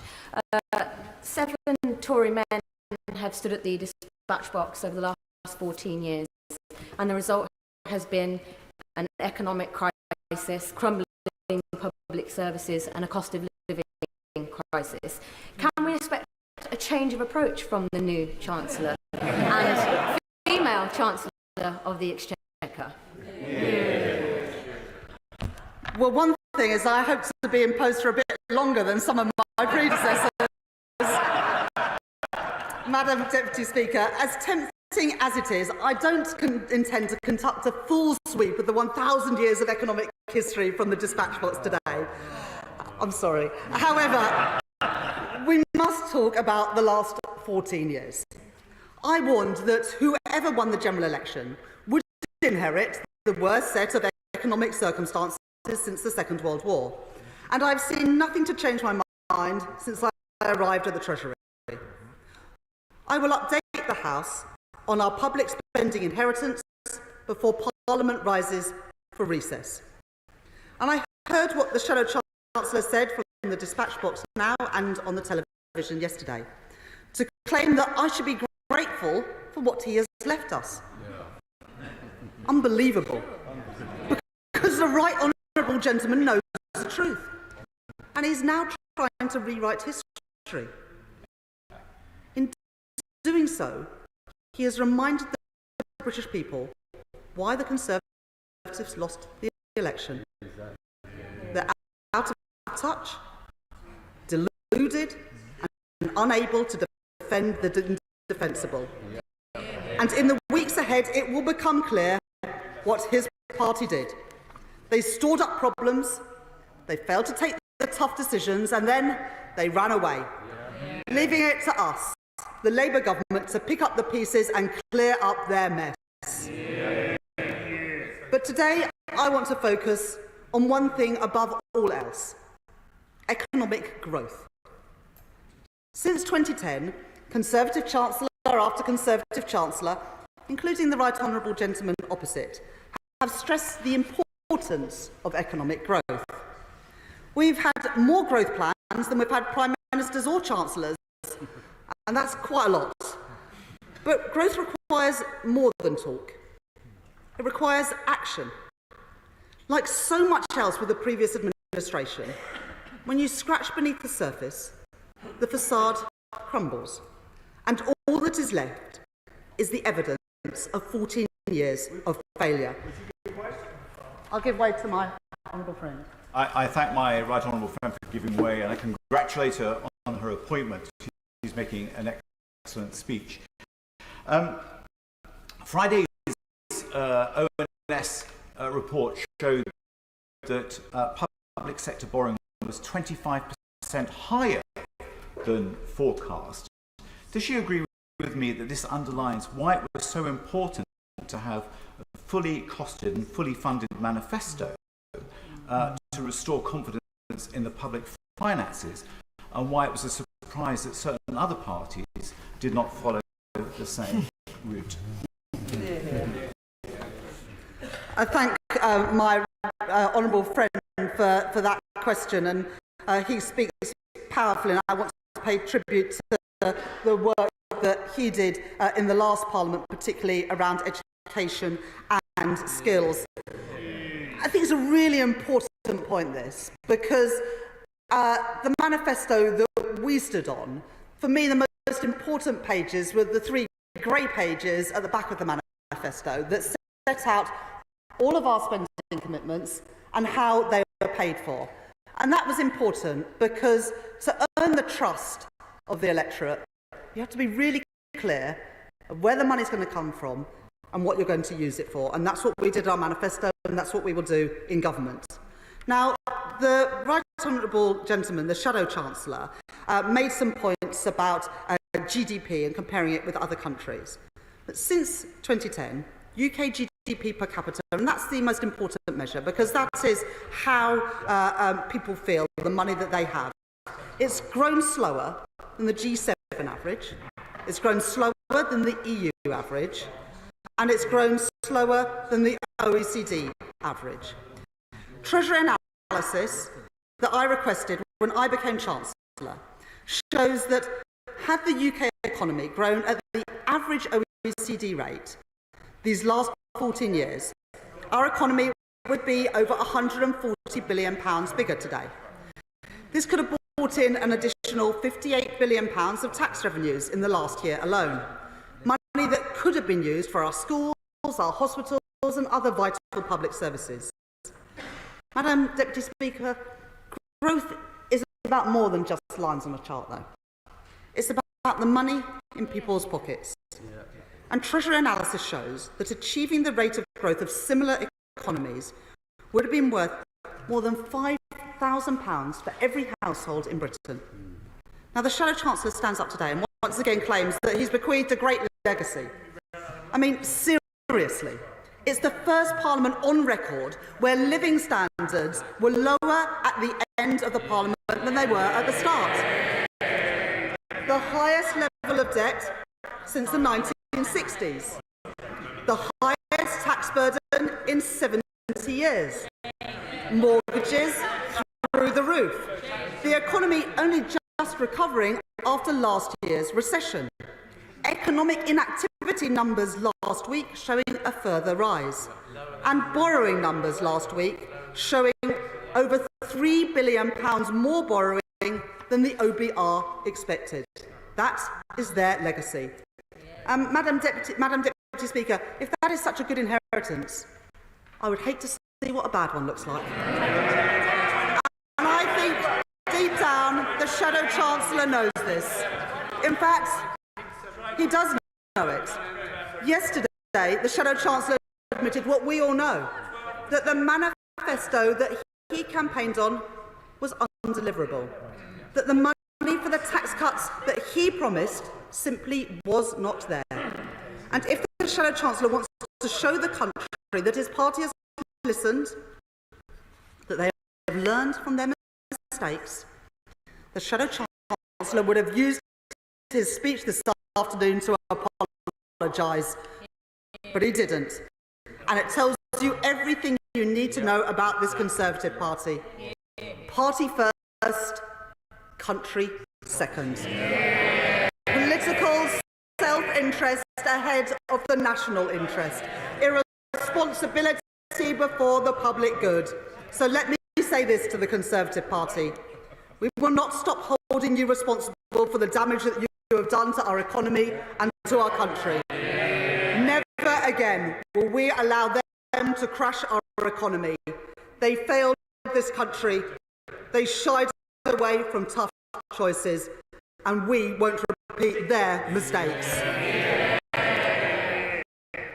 So it falls on us, this new Labour government, to fix the foundations so we can rebuild Britain and make every part of our country better off.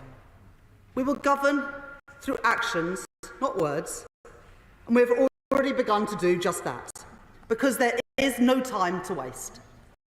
Less than 72 hours after I was appointed as Chancellor, I put growth at the very heart of our work.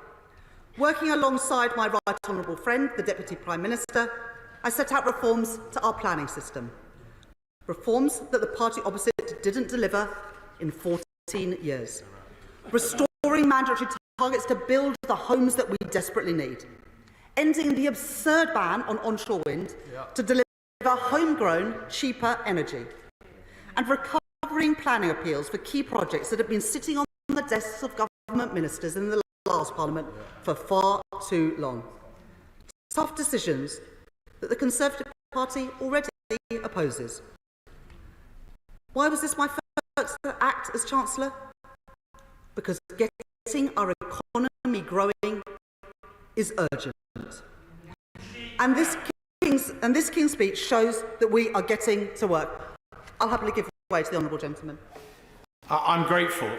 On the matter of mandatory housing targets, having been a constituency MP for 23 years and seen this tried a number of different ways, could I humbly offer to her in all sincerity, there is such a thing as good development, but it only works if it's something that you do with people and not to people.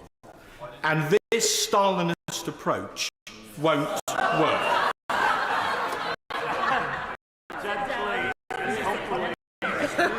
Well, Madam Deputy Speaker, I'll be compared to a lot of things, but never compared to Joseph Stalin. Now, our approach is a brownfield-first approach, and we will reintroduce those mandatory targets, but of course it's up to local authorities and local communities to decide where the housing should be built. But the answer can't always be no, because if the answer is always no, we'll continue as we are, with home ownership declining and mortgages and rents going through the roof. And on this side of the House, we are not willing to tolerate this. Now, this King's Speech shows that we are getting to work.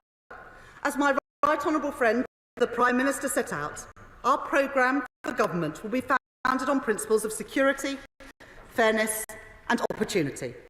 And our number one mission is to secure sustained economic growth in our great country through a new partnership between government, business and working people, which prioritises wealth creation for all of our communities.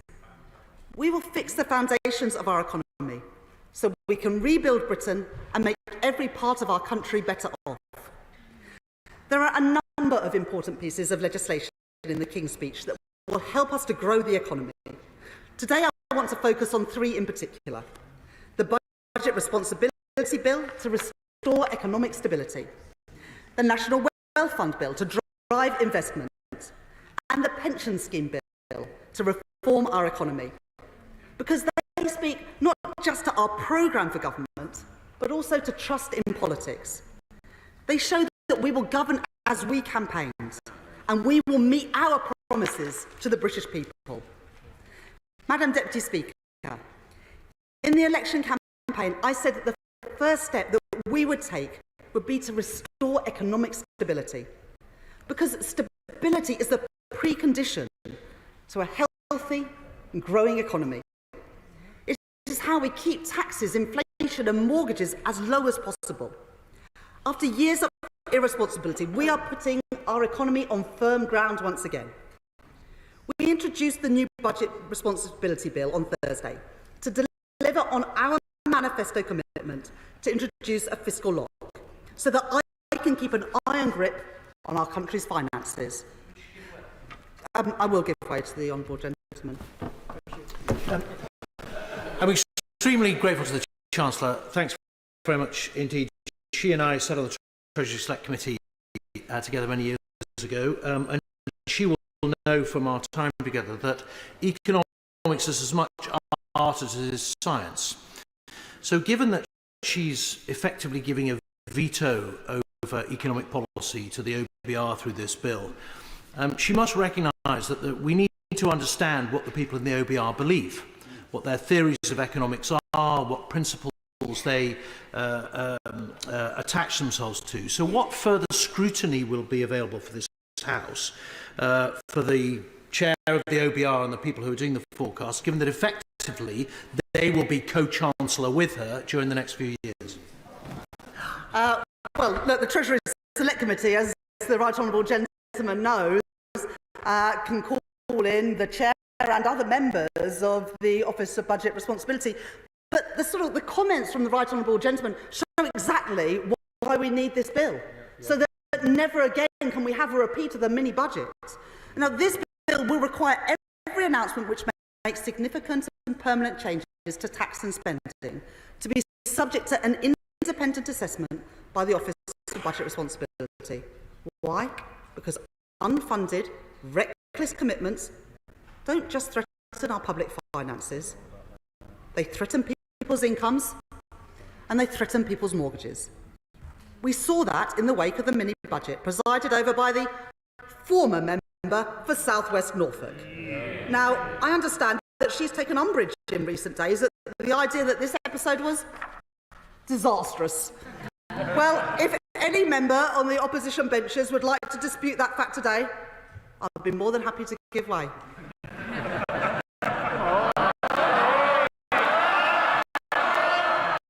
Well, they cheered at the time, Madam Deputy Speaker, but they're not cheering it now, and I don't imagine they put that on their leaflets.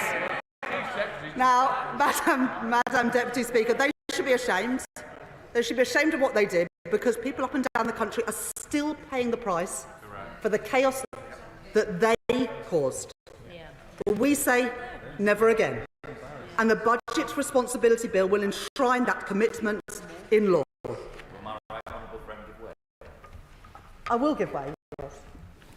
Well, those from the party opposite during the pandemic were awarded, their friends and family were awarded contracts for work that were never fulfilled.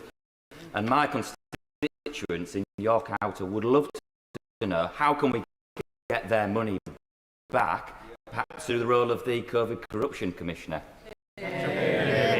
Well, I enjoyed campaigning for my honourable friend in York Outer, and it's great to see him in his place today. Madam Deputy Speaker, stability means a tough set of fiscal rules, but it also means spending public money wisely, as my honourable friend says. The past government hiked taxes while allowing waste and inefficiency to spiral out of control. Nowhere was this more evident than during the pandemic, especially when it came to PPE. Because the former Prime Minister, when he was Chancellor, signed cheque after cheque after cheque for billions of pounds worth of contracts that did not deliver for the NHS when it needed it. And that is simply unacceptable. So today I can announce that I am beginning the process to appoint a COVID Corruption Commissioner to get back what is owed to the British people. Because that money today in the hands of fraudsters belongs in our public services, and we want that money back. The Commissioner will report to me, working with the Secretary of State for Health and Social Care, and their report will be presented to Parliament for all members to see. Because, Madam Deputy Speaker, I will not tolerate waste. I will treat taxpayers' money with respect, and I will return stability to our public finances. Madam Deputy Speaker, the second bill I want to speak to today is the National Wealth Fund Bill. We know that economic stability is vital for investors and for business. The small business looking to grow, the global business looking to expand in the UK, the entrepreneur looking to take their first steps. And to support them, stability must sit alongside investment. I will give way to the honourable gentleman. Grateful to the Chancellor for giving way, and I wonder, in relation to the effective use of public funds, whether she's aware not only of the alleged corruption of the way in which COVID aid was distributed, but if you look at the way that, in fact, a large number of tax loopholes exist in this economy. For example, in Cornwall, over £500 million of taxpayers' money was handed out to holiday homeowners, not only through COVID aid, but also through the Small Business Rate Relief Scheme, and indeed other tax loopholes, whilst at the same time only a third of that amount has gone into social housing for first-time users. So will the Chancellor look indeed at the whole issue of parity, the way in which public funds are used in order to support people who need housing? Well, I would like to welcome the honourable member back to this place. I enjoyed sparring with him in my early days in Parliament, and it's great to see him back in the House. And the honourable gentleman is absolutely right that we need to get value for money for all tax incentives, and I will make sure that the Treasury, but also the Department, the Ministry for Housing, Communities and Local Government looks at the changes that he suggests. The last government's record on investment was dismal. We now sit behind every single member of the G7 when it comes to business investment as a share of GDP. Now, that isn't an abstract economic problem. Weak investment holds back productivity and it hurts living standards. It leaves households poorer and it leaves wages lower. So this King's Speech deals directly with the need to unlock private investment through a new National Wealth Fund bill. This will be supported by an injection of capital, part funded by an increase to the windfall tax on oil and gas giants. It will make transformative investments in industries of the future, like carbon capture and storage and green hydrogen.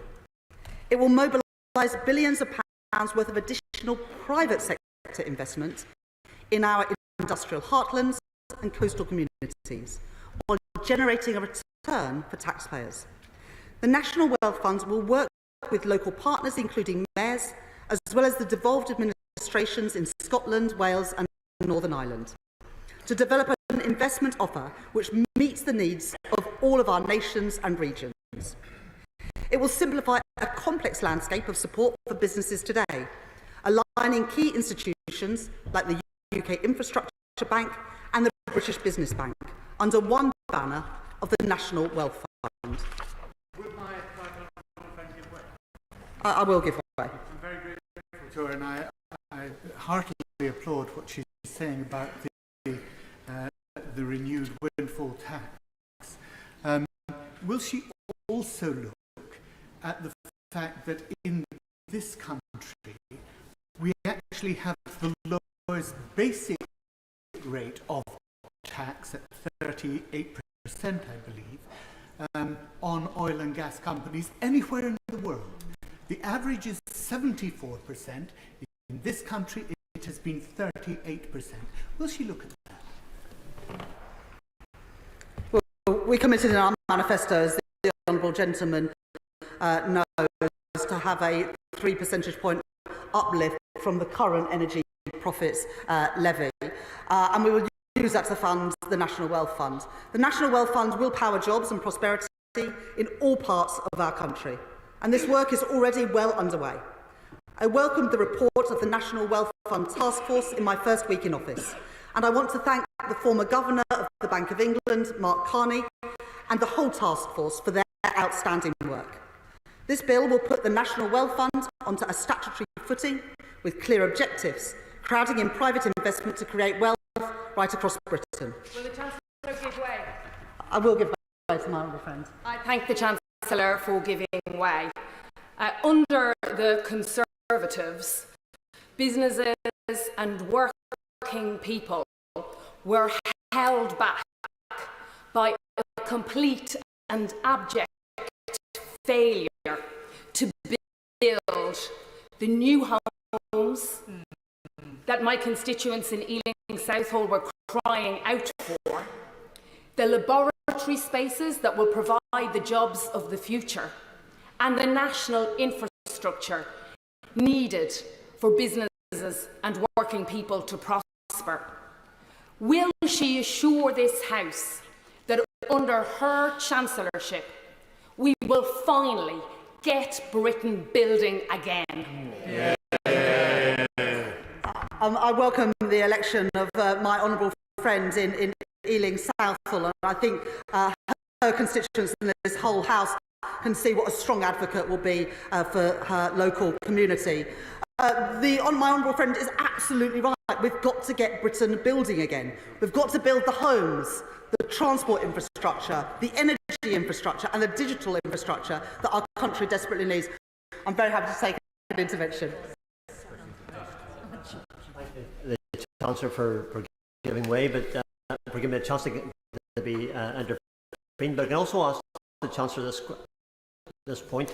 And when it comes to rebuilding and the house building programme that the Right Honourable Lady has suggested should happen, in the papers today it suggests that people who are on a £70,000 mortgage, £70,000 wage can't get a mortgage.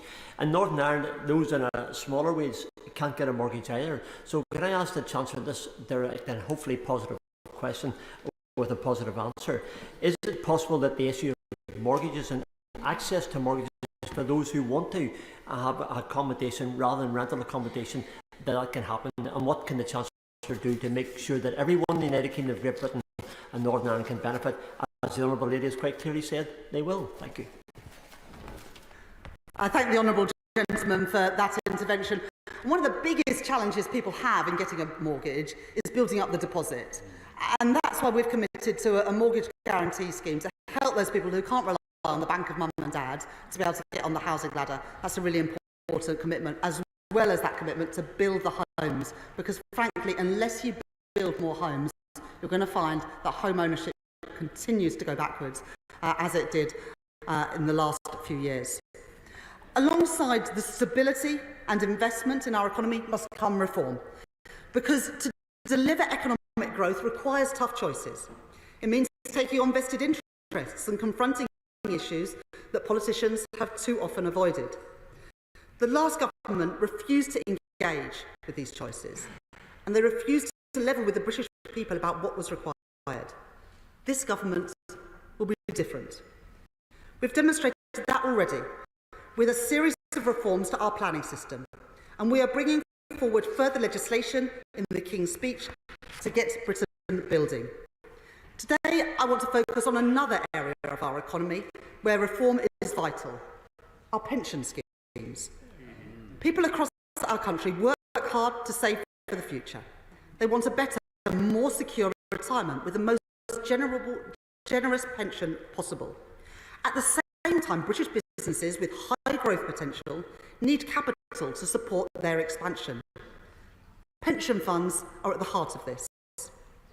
There will soon be over £800 billion of assets in defined contribution pension schemes. But for too long, these assets have not been targeted towards UK markets. That has impacted British savers, and it has impacted British business. The last government said that this was a problem too, and I welcome that acknowledgement. But they never introduced the legislation needed to make the change. We believe in deeds, not words, so we will strengthen investment from private pension providers by bringing forward the Pension Schemes Bill in the King's Speech. It will boost pension pots by over £11,000 through a new and improved value for money framework. And through an investment shift in DC schemes, just a 1% shift in asset allocation could deliver £8 billion of new productive investment into the UK economy. To ensure that the bill is as strong as possible, I am today launching a pensions investment review, led by the first ever joint Commons Minister appointed between the Treasury and the Department for Work and Pensions, the Honourable Member for Wickham, the Pensions Minister.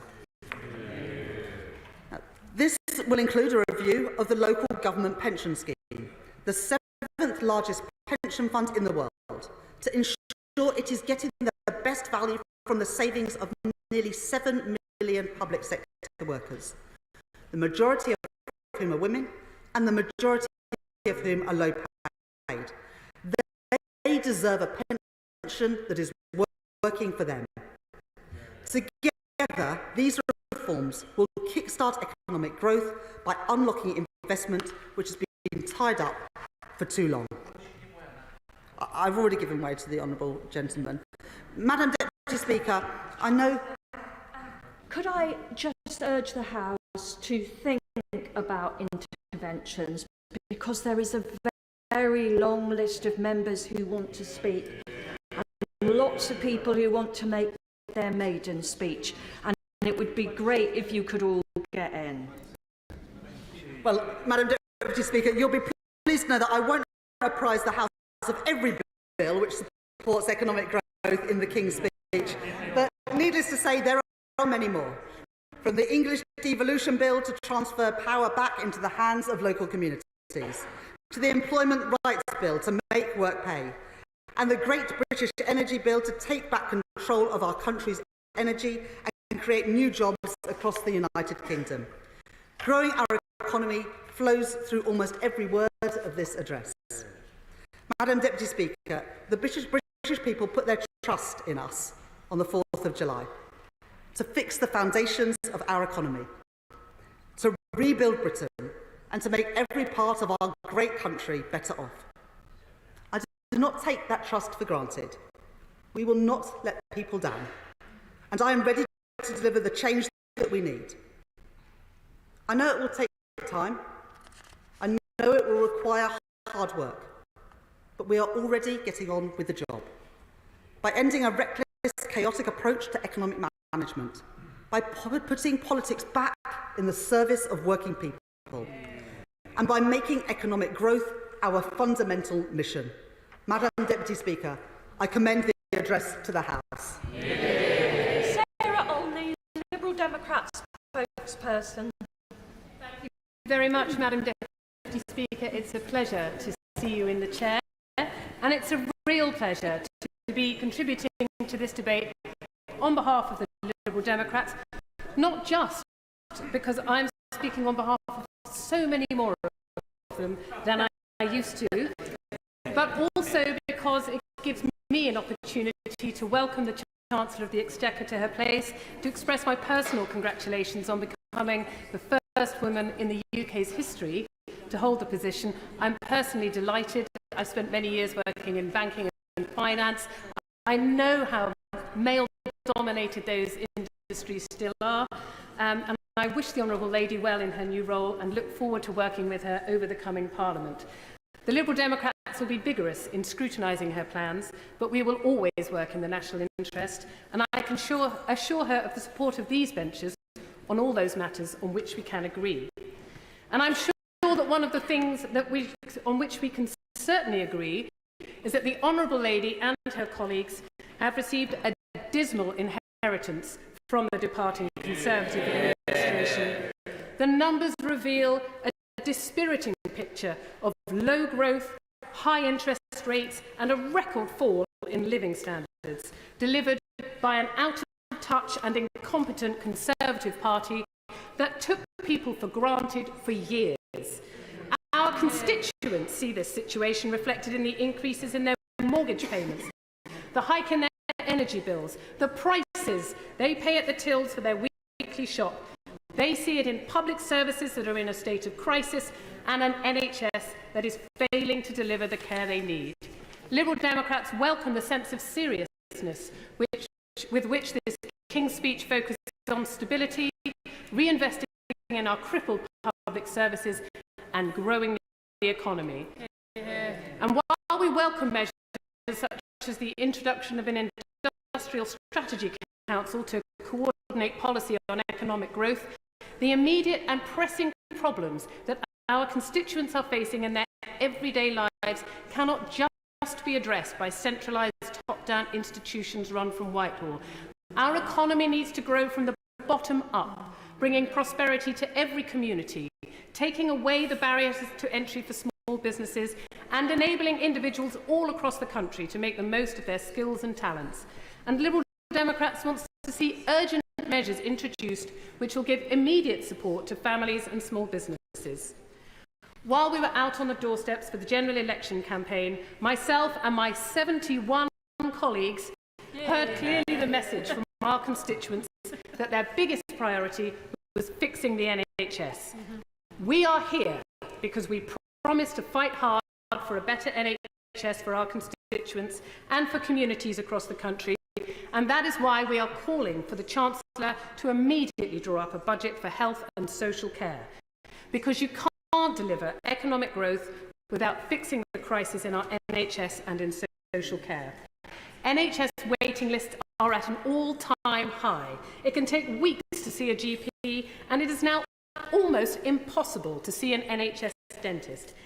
Everyone deserves access to the care they need, when they need it, and where they need it. A successful health and social care system is fundamental to a fair society and our country's prosperity. And the failures of the Conservative administration led to a dramatic increase in the number of people experiencing long-term sickness conditions, and the Liberal Democrats will continue to push for public service investment to help reduce NHS waiting lists to get people back to work. My honourable friend give way. With pleasure. I thank my honourable friend for giving way. Does she agree with me that reforming social care is one of the most urgent priorities of this government? The Cornwall Hospital Trust recently announced that £26 million a year is spent on patients who are medically well but are unable to be discharged due to a lack of social care packages. I thank my honourable friend for his intervention. He's absolutely right, of course, and it's wonderful to see him in his place, and the people of North Cornwall will be well served by his championing of social care in particular, and that is why it was front and centre of the Liberal Democrat manifesto in the general election. The most direct way to alleviate poverty is to increase the money paid to the poorest households. We know that those of our fellow citizens currently living in the severest poverty are likely to be families with small children.